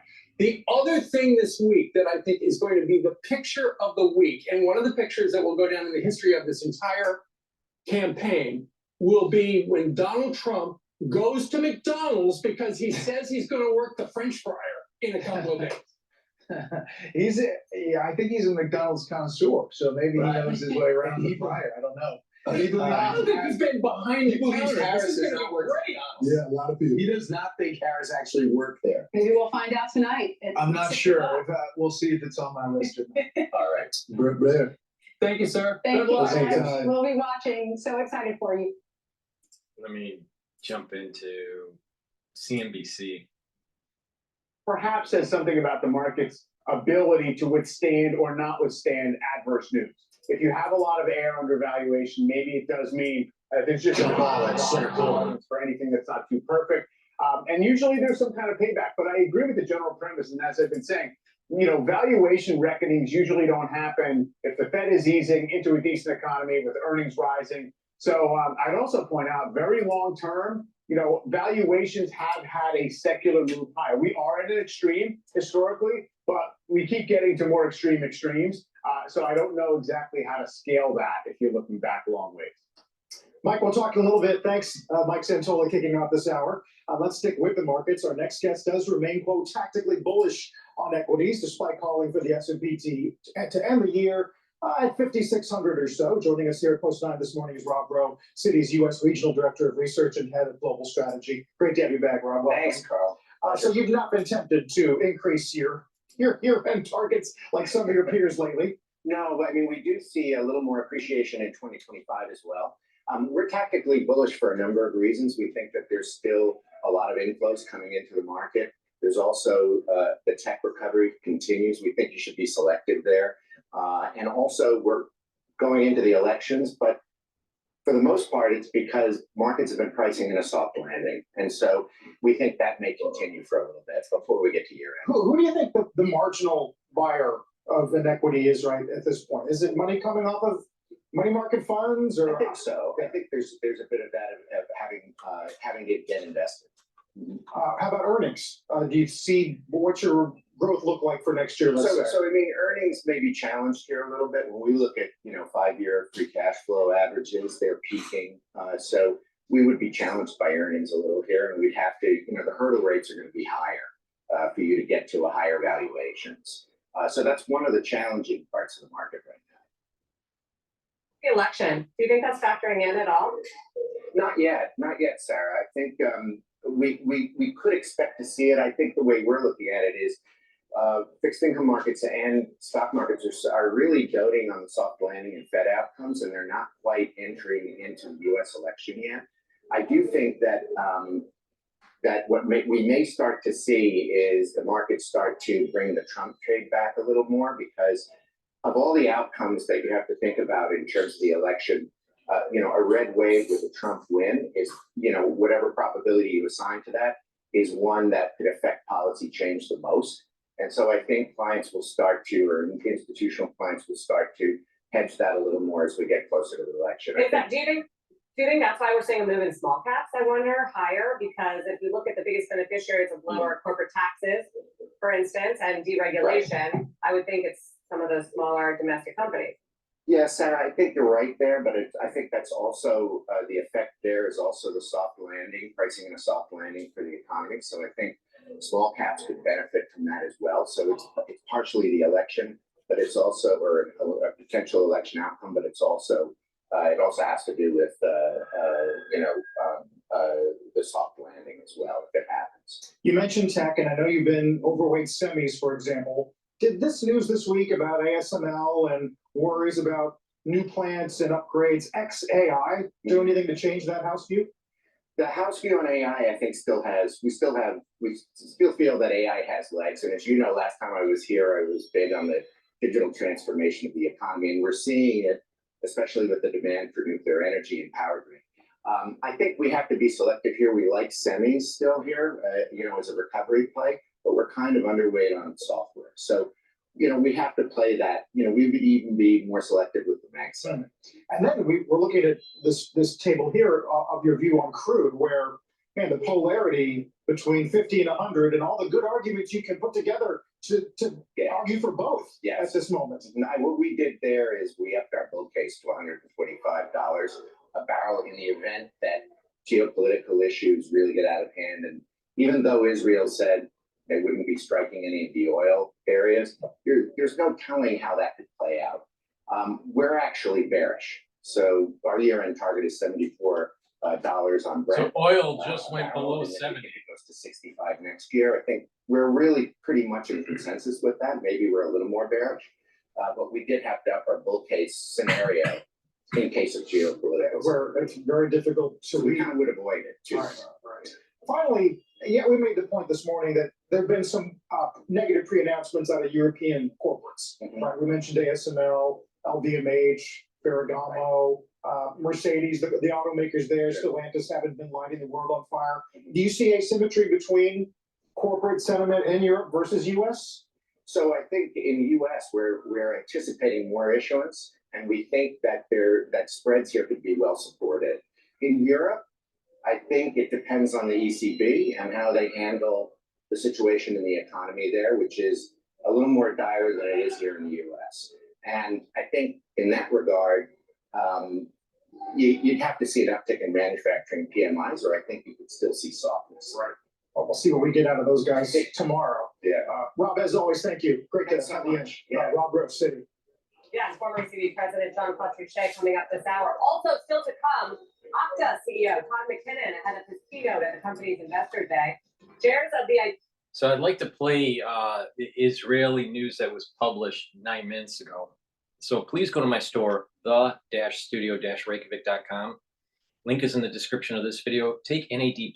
NAD+ is a supplement that will increase your energy levels. It will help with repairing your DNA because this supplement helps the repair mechanism to repair DNA. As we get older, we have more DNA damage.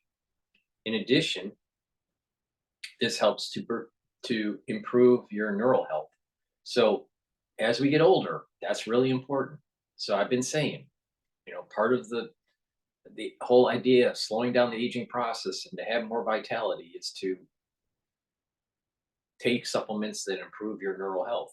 NAD+ will do that. So NAD+ boosts up your energy levels, helps to repair DNA damage, and helps to improve the health of your neurons. Please take NAD+ every day.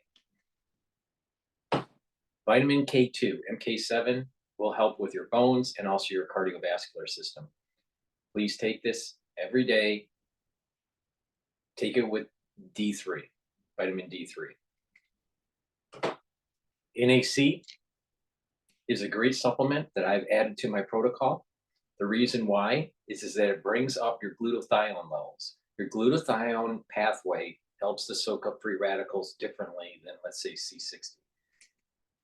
This is synergistic with C60. So if you're attacking and soaking up those free radicals in different ways, it's synergistic and through that stacking. So please take NAC every day, boost up those glutathione levels, soak up those free radicals. NAC also detoxifies your liver and your kidney. And this helps to reduce anxiety.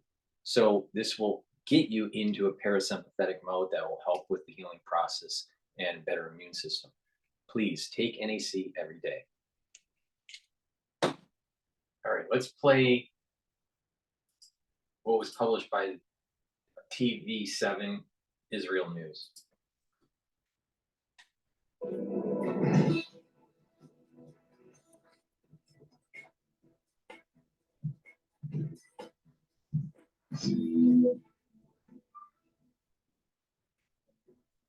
Shalom from Jerusalem. This is TV7's Israel-Lebanon update.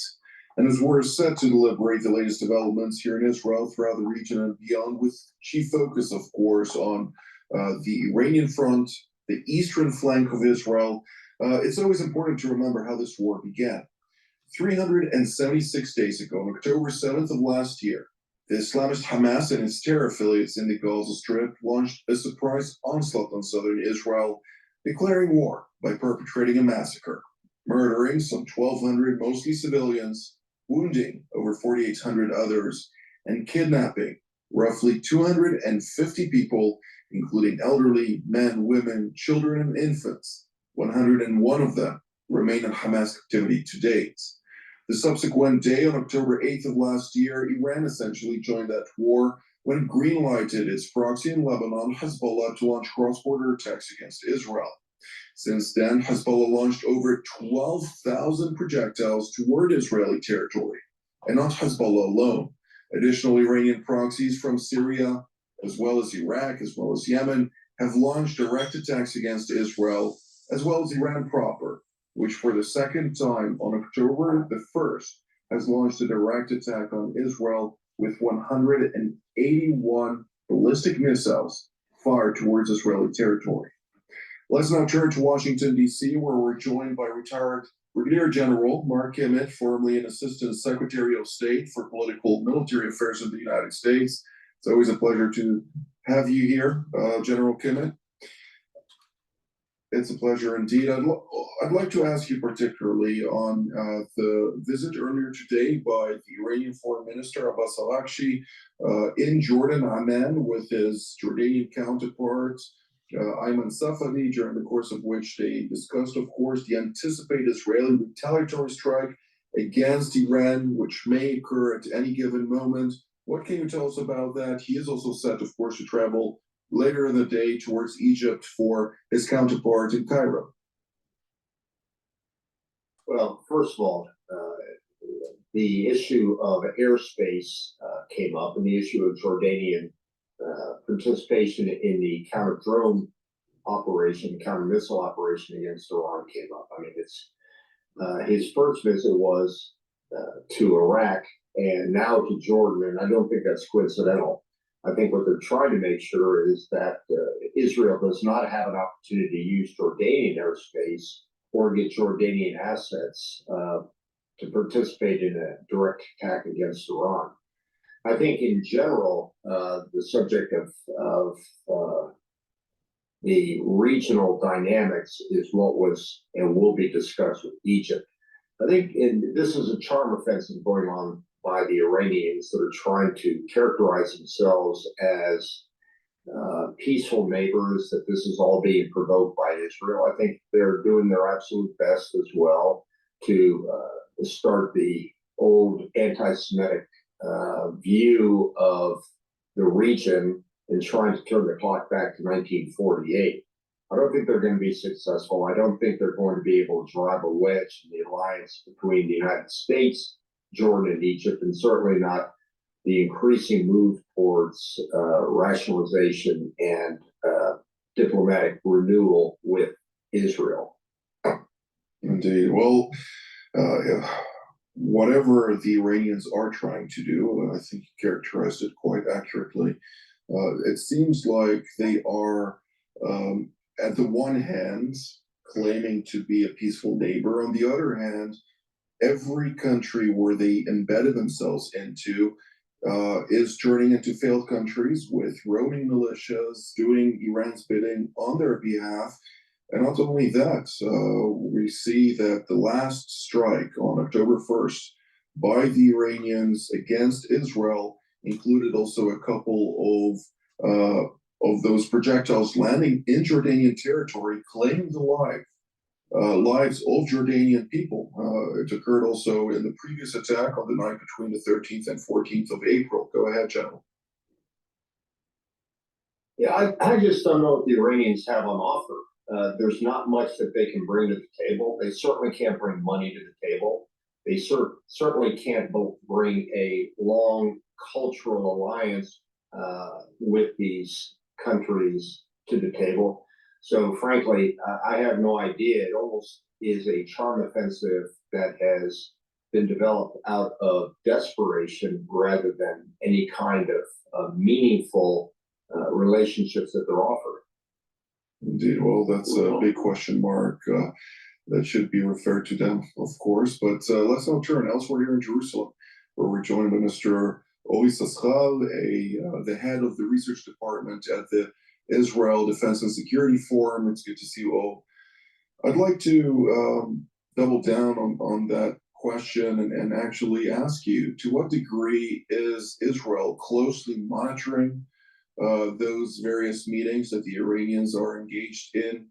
And what can we learn from this tour, namely, and started, of course, in Lebanon, then it continued to Syria, as General Kim also mentioned, Iraq, Saudi Arabia, Qatar, now Jordan, and soon also Egypt. It seems like the Iranians are very stressed ahead of what Israel may unleash upon it. Absolutely, you can smell and witness the sweat from the Iranian regime over the course of these days, because they're witnessing their regional assets being decimated one after the other, which leaves them ever more vulnerable for a potential attack. Iran has really nurtured a regional network of let's call it the Ring of Fire, led by the Quds Force, and the goal was to really recalibrate the regional balance of power. So as in Gaza, you have Hamas, Lebanon, you got Hezbollah, Yemen, you have the Houthis, etc., the militias in Syria and Iraq. And then one by one, Israel is hitting them very hard to the point where they become irrelevant, really, on the battlefield. And so if I were the regime in Tehran, I would monitor closely what my plans are for a possible future clash with Israel. The only hope they may have is, of course, the upcoming US election. Israel's calculations are very much likely to be affected by it. But absolutely, I mean, we saw even the late foreign minister, Abdullahian, going in between the Arab capitals in the region, offering them Iranian support over the first few months of the war, defending really the Hamas cause over the podium of the United Nations, and visiting Nasrallah in his bunker. We saw the previous one, Zarif, really with his charm offensive, really sealing the JCPOA, the Iran nuclear deal, by attempting to fool the European Union and the West with really empty promises. And so the Iran is clinging on, really its future is hanging by a thread, and it's beginning to run out of funds for all these adventures around the region. I would monitor closely the way Iran handles its oil exports, and probably a good place to start would be to moderate the Chinese influence in the Iranian market, buying literally practically 100% of Iran's oil exports. All these things really play into the calculations of the Iranian regime right now. Well, I think it's not only China, also India is a big market that is very keen on Iranian oil for obvious cheap oil. I'd like to be able to exploit that situation is something that many countries would like to do. But in any event, when we're looking at the various countries in the region, General Kim, what can we hear from the various leaders, both in countries such as Jordan and Egypt, as well as Saudi Arabia, which are not necessarily friendly to Iran? Of course, publicly they'll voice their respects, but behind the scenes they are clearly adversaries. While on the other hand, you have countries like Iraq, which are between, as you mentioned also in yesterday's update, the rock and the hard place. Sudani is very keen on maintaining his country's sovereignty and territorial integrity. Nevertheless, he is faced with deepening challenges, also with an increase of Iranian influence over the country. Well, first of all, in the remainder of the region outside of Iraq, I think the silence is deafening. The fact remains that most of the countries don't want to stir up their streets by trying to take a hard position one way or the other against the cause of inside of Gaza and elsewhere. Quietly, of course, they're rooting on what's happening with the terrorist groups and with Iran. But they are also pretty much hunkered down, waiting for the anticipated Israeli attack. Don't seem to want to speak out either pro or for the attack. So I think at this point, like we've seen so many years, when there are major issues in the region that don't directly affect themselves or their regimes, they keep their heads low and for the most part, their mouths shut. Indeed. Well, I'd like to actually follow up on the Iraqi front, since in January of 2021, we heard the RGC commander or the commander-in-chief, Hossein Salami, come out and declare that the core objective of Iran for the next 4 years during the Obama-Harris administration would be to oust the United States from Iraq. Now the United States and the Pentagon has announced an end to Operation Inherent Resolve, if I'm not mistaken, in Iraq proper. As somebody whose expertise are second to none with regard to Iraq, what can you tell us about that and clarify to us the various complexities in that equation, since it doesn't necessarily mean that the United States is moving out, is it? Yeah, first of all, I wouldn't consider myself an expert on Iraq. I just spent a lot of time there.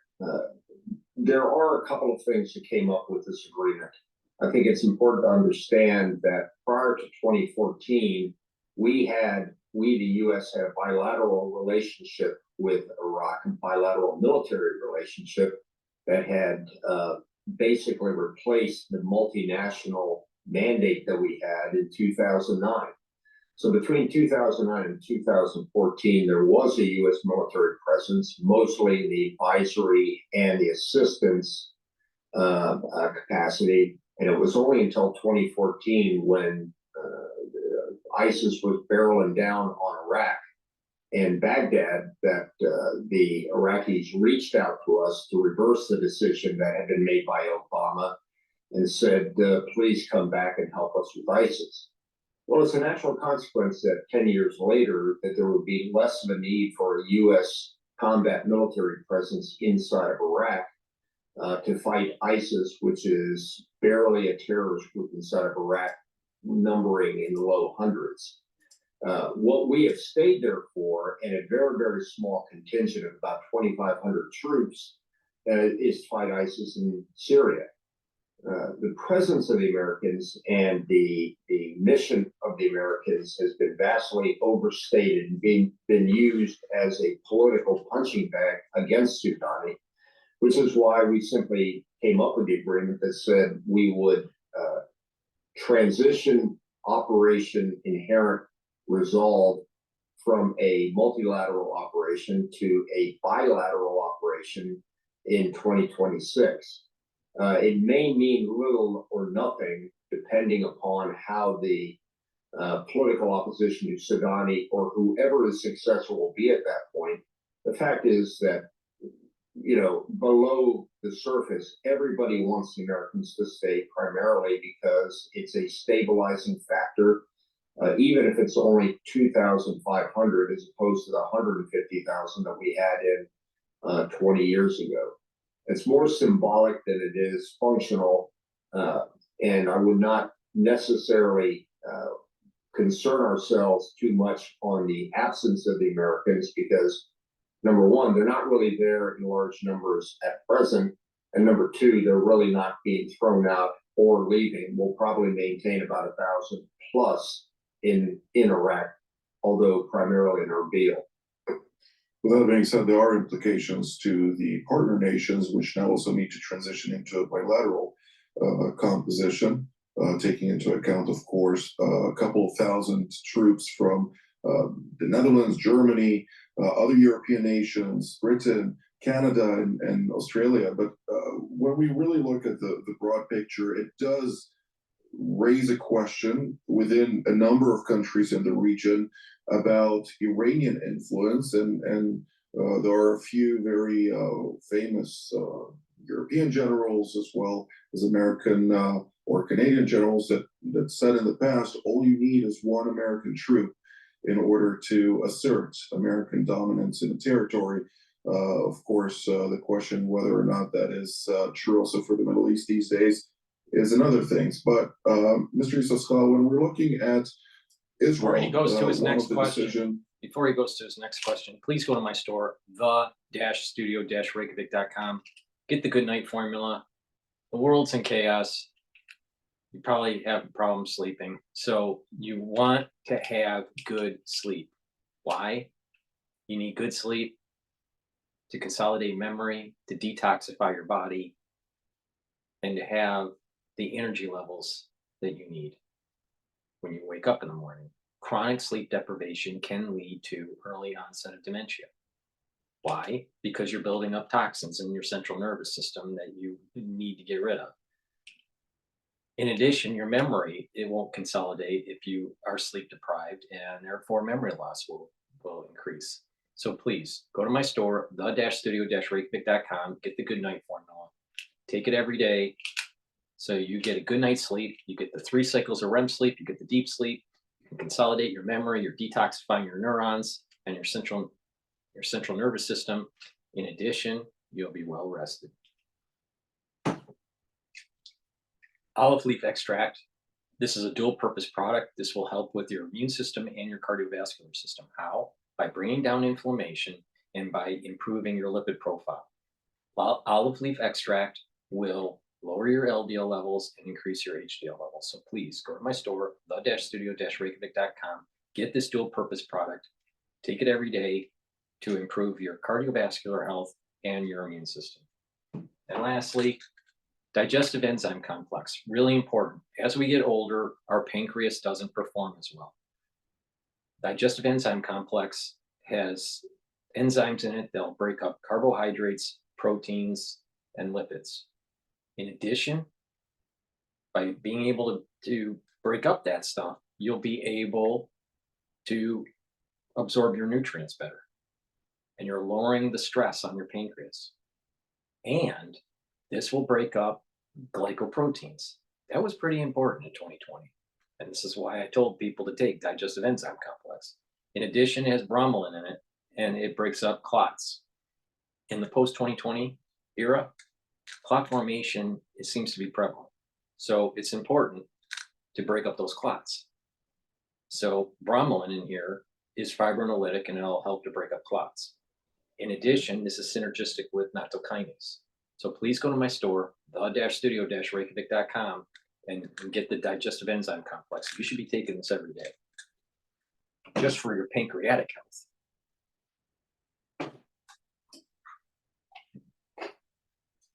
As a reaction to the announcement by the Pentagon is to deploy one additional division on the eastern flank of Israel, namely the border with Jordan, raising the number of divisions on defensive posture there. Remember what I said.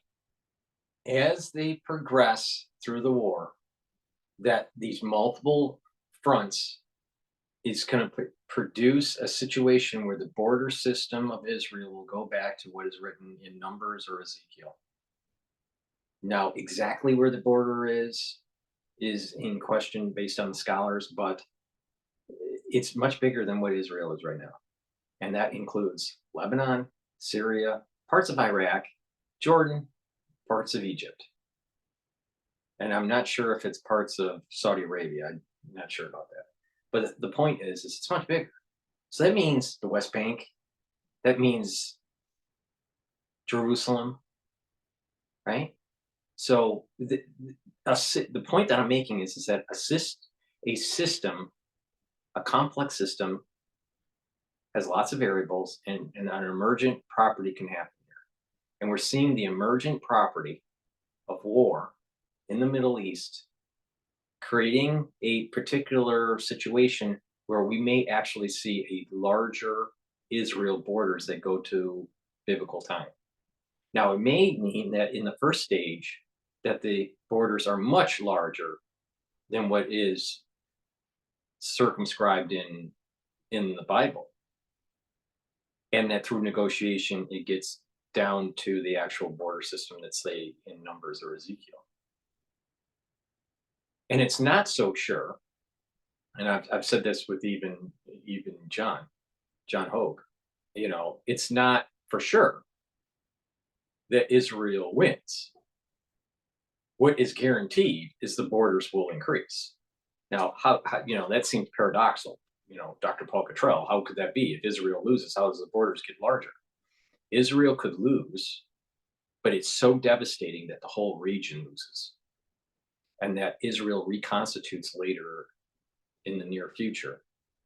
And the border system is much easier to snap to the Numbers or Ezekiel, circumscribed border system. So it could be that Israel prevails on the battlefield and the border system gets larger. Or Israel and all the other nations, maybe through nuclear war, or maybe through some other means, is so devastated that when there is a reconstitution of Israel, that the border system is based on the circumscribed borders that are in the Bible. We don't know.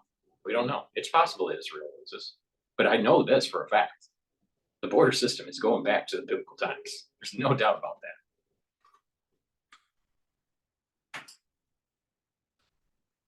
And Israel's Central Command, not to mistake it with U.S. Central Command, establishing new fortifications, barricades, and other sophisticated systems for the event that the Iranian proxies, namely Hashd-e-Shaabi in Iraq, other Iranian proxies in Syria, may exploit a diminishing presence, at least the perception of a diminishing presence in Iraq, in order to challenge Jordan proper.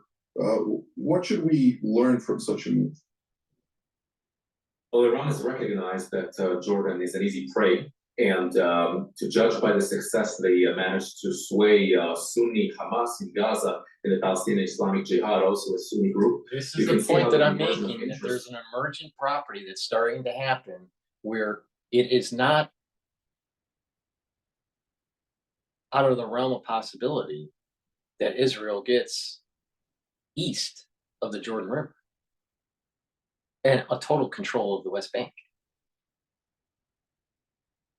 Something is emerging here.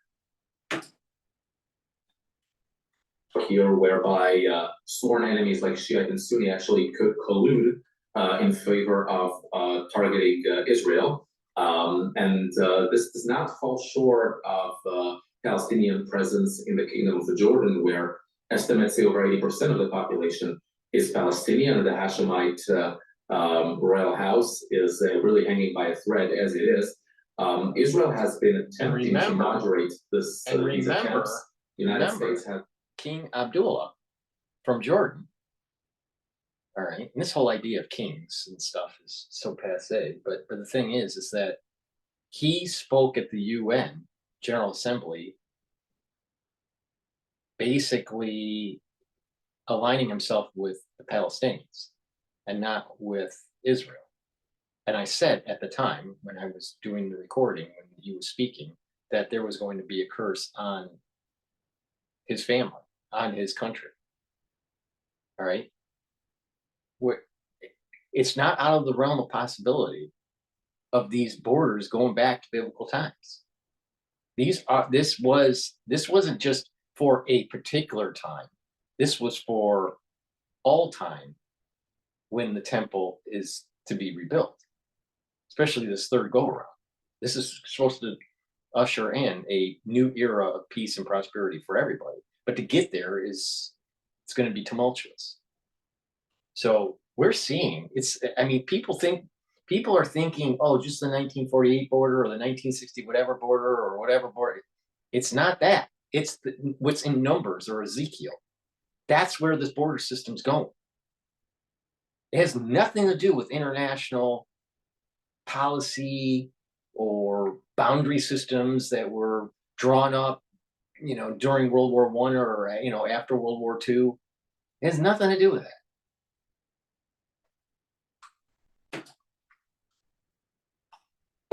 Really artificially equivalent compared or kept the Jordanian currency, the dinar, the exact same rate as the US dollar. Israel is transferring not only millions of gallons of water annually, but also ammunition, like to fight ISIS. The remaining Cobra helicopters were transferred to Jordan a handful of years ago. But all of this could be artificial had Jordan not taken steps to moderate Iranian influence, nor accept phone calls, for example, from former Iranian Foreign Minister Abdullahian, who called his Jordanian counterpart, really attempting to warm up relations between the countries, mulling a visit by Jordanian officials to Tehran one time. All these things really show us that Iran is interested to widen its scope. Jordan has Israel's longest border, 500 kilometers. it is under its auspices really a whole host of illegal weapons flow into Judea and Samaria, arming Palestinian armed groups. All these things, on the one hand, Israel is interested in maintaining a stable Jordan. On the other hand, it really does, as you just mentioned, have to maintain control of the border. Otherwise, it could lose control over what's flowing from the Jordanian border, even risking opening a new front in a very extreme scenario of Jordan losing control over Iranian influence in its midst. Thank you, Mr. Cottrell. General Kimmett, we're seeing it play out in real time what I predicted in early October of 2023. It's playing out in real time. Point to this? Yeah, I would simply say I wouldn't be too concerned about a ground invasion coming out of Iraq, primarily because although it is not heavily publicized, it is in the public domain. There's a very, very large American presence in Jordan that has been there on near the Iraqi border for years and years, primarily in support of Operation Inherent Resolve, but also to conduct other activities both in Iraq and Syria. So as long as that force is there, I don't think there's any concern about it. Number one, a land invasion from Iraq, and number two, any suggestion that there will be an internal military coup that could take over the Hashemite leadership. The United States is there not only economically to prop up their economy, but also militarily to prop up their defense. Indeed. I wasn't sure if it was public knowledge or not, so I'm happy you cleared that part. Let's move to the northern front. Lebanon, we're seeing continued fighting in a phone conversation between French President Emmanuel Macron and Israeli Prime Minister Benjamin Netanyahu. The French leader calls upon Israel to basically establish a unilateral ceasefire, granting Hezbollah leeway, basically, to survive this without too much damages.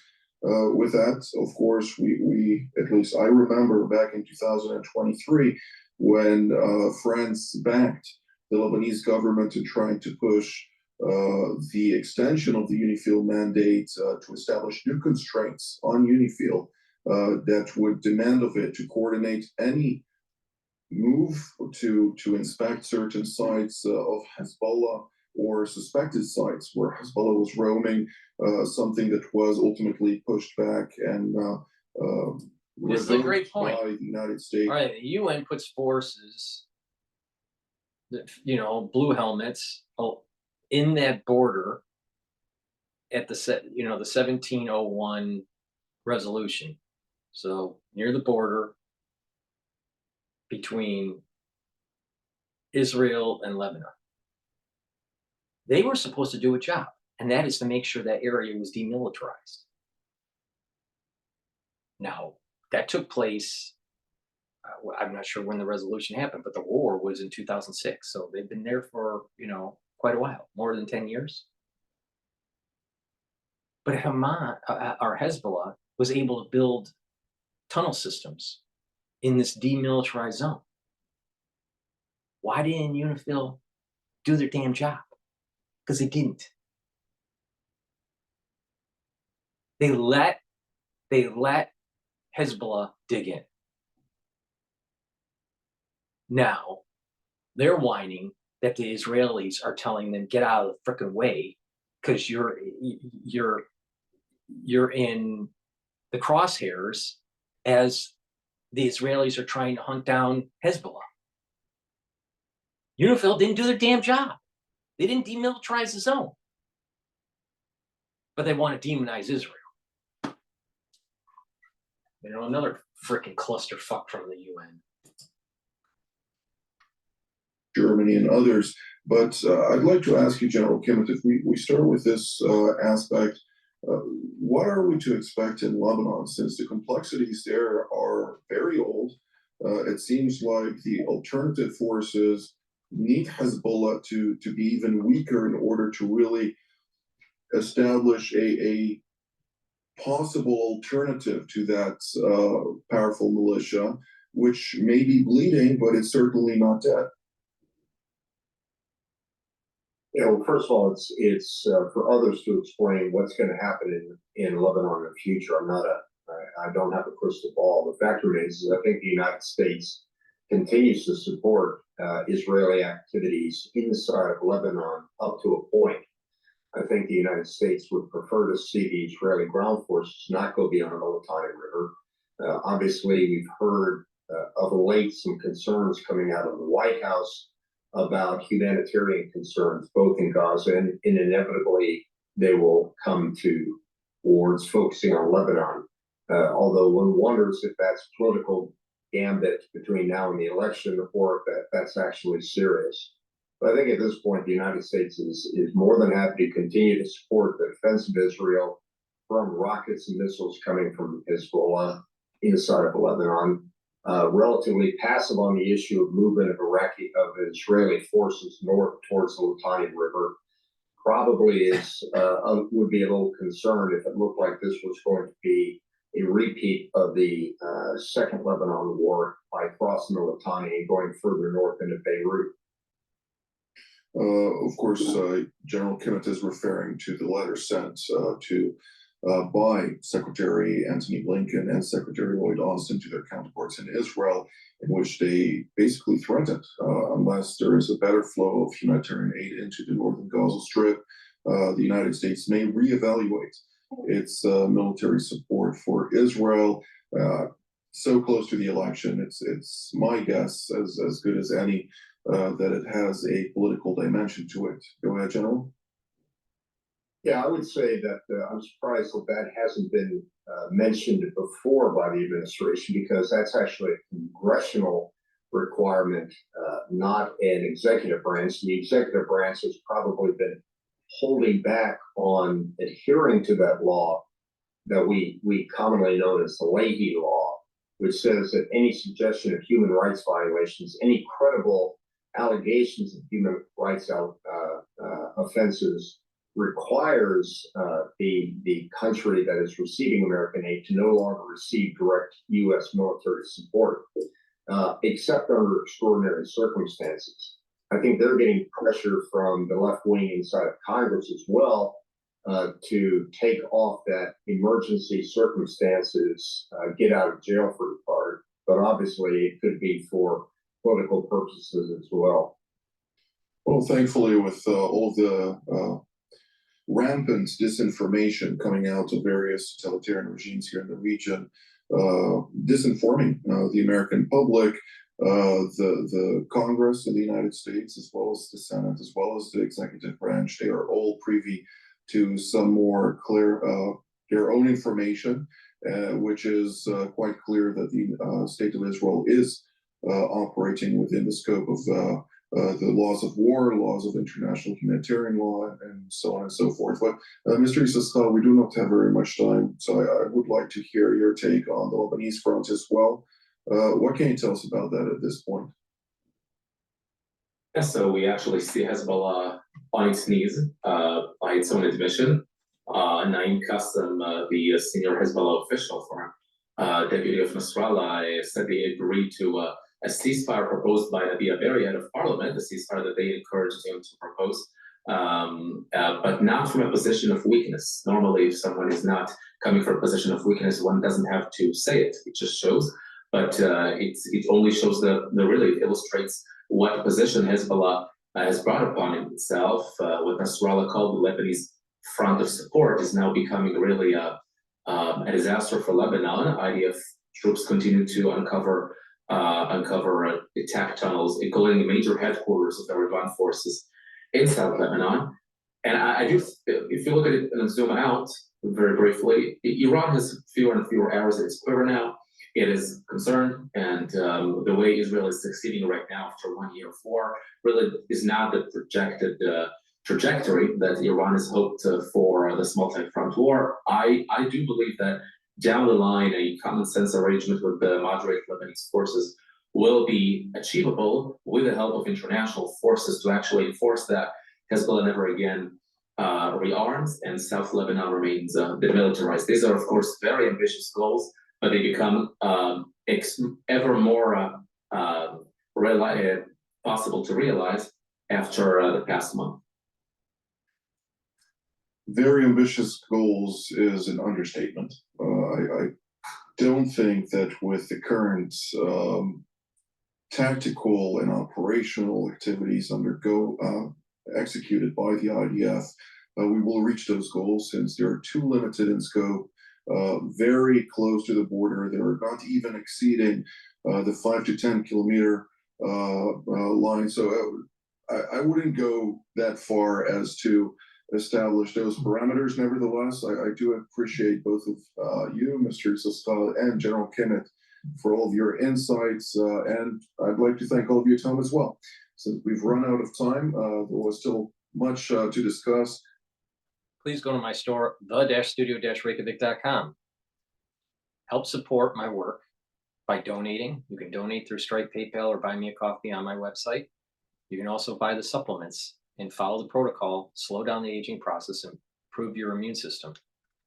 Magnesium and zinc should be taking every day to help boost up your immune system. In addition, during the cold season, if you fall ill, take a double dose. Drink it with filtered water. Myotrol is a new supplement that I have on the store. This will help to build muscle, maintain muscle mass, but also improve your mitochondrial health and boost up the energy that you need for your muscles. This is really important as you get older, or if you are an athlete or amateur athlete. So this will help to build up muscle, maintain muscle mass, improve your mitochondrial health. Please go to my store, the-studio-reykjavik.com, and get Myotrol. Zeolite helps to detoxify your body, remove heavy metals, toxins, and chemicals from your body. You can take this every day. Take a couple drops underneath your tongue, drink it with filtered water, take it each day that way. Or you can detoxify your body once or twice a year by taking a few drops underneath your tongue, drink filtered water until the bottle is done, and then maybe do that once or twice a year. Either way, but the key is also make sure you filter your water. I use a 5-level filtration system called Zero Water, and also change your diet. Stop eating processed foods, stop eating packaged foods. They have lots of chemicals in them. You don't want that. So please go to my store, the-studio-reykjavik.com, and get the Zeolite. That ends the broadcast. Thank you for listening. Make sure you subscribe to all my channels. I have 4 channels on YouTube. I have Brighteon, Bitchute, and Rumble. Please share the links. Please follow me on X. I have 2 channels, 2 feeds on X, Dr. Cottrell, and the other one is the Studio-Reykjavik. So please follow me there. Please be a paid member on Patreon channel to help support my work. My videos are for free. Most of my videos are for free. Thousands of videos are for free. And it's through the purchasing of the products on the store, and also your donations that help allow me to do these videos. In addition, please share the links. And I also have just set up a TikTok channel, so you can follow me there. Link is in the description of this video. Thank you for listening, and have a nice day.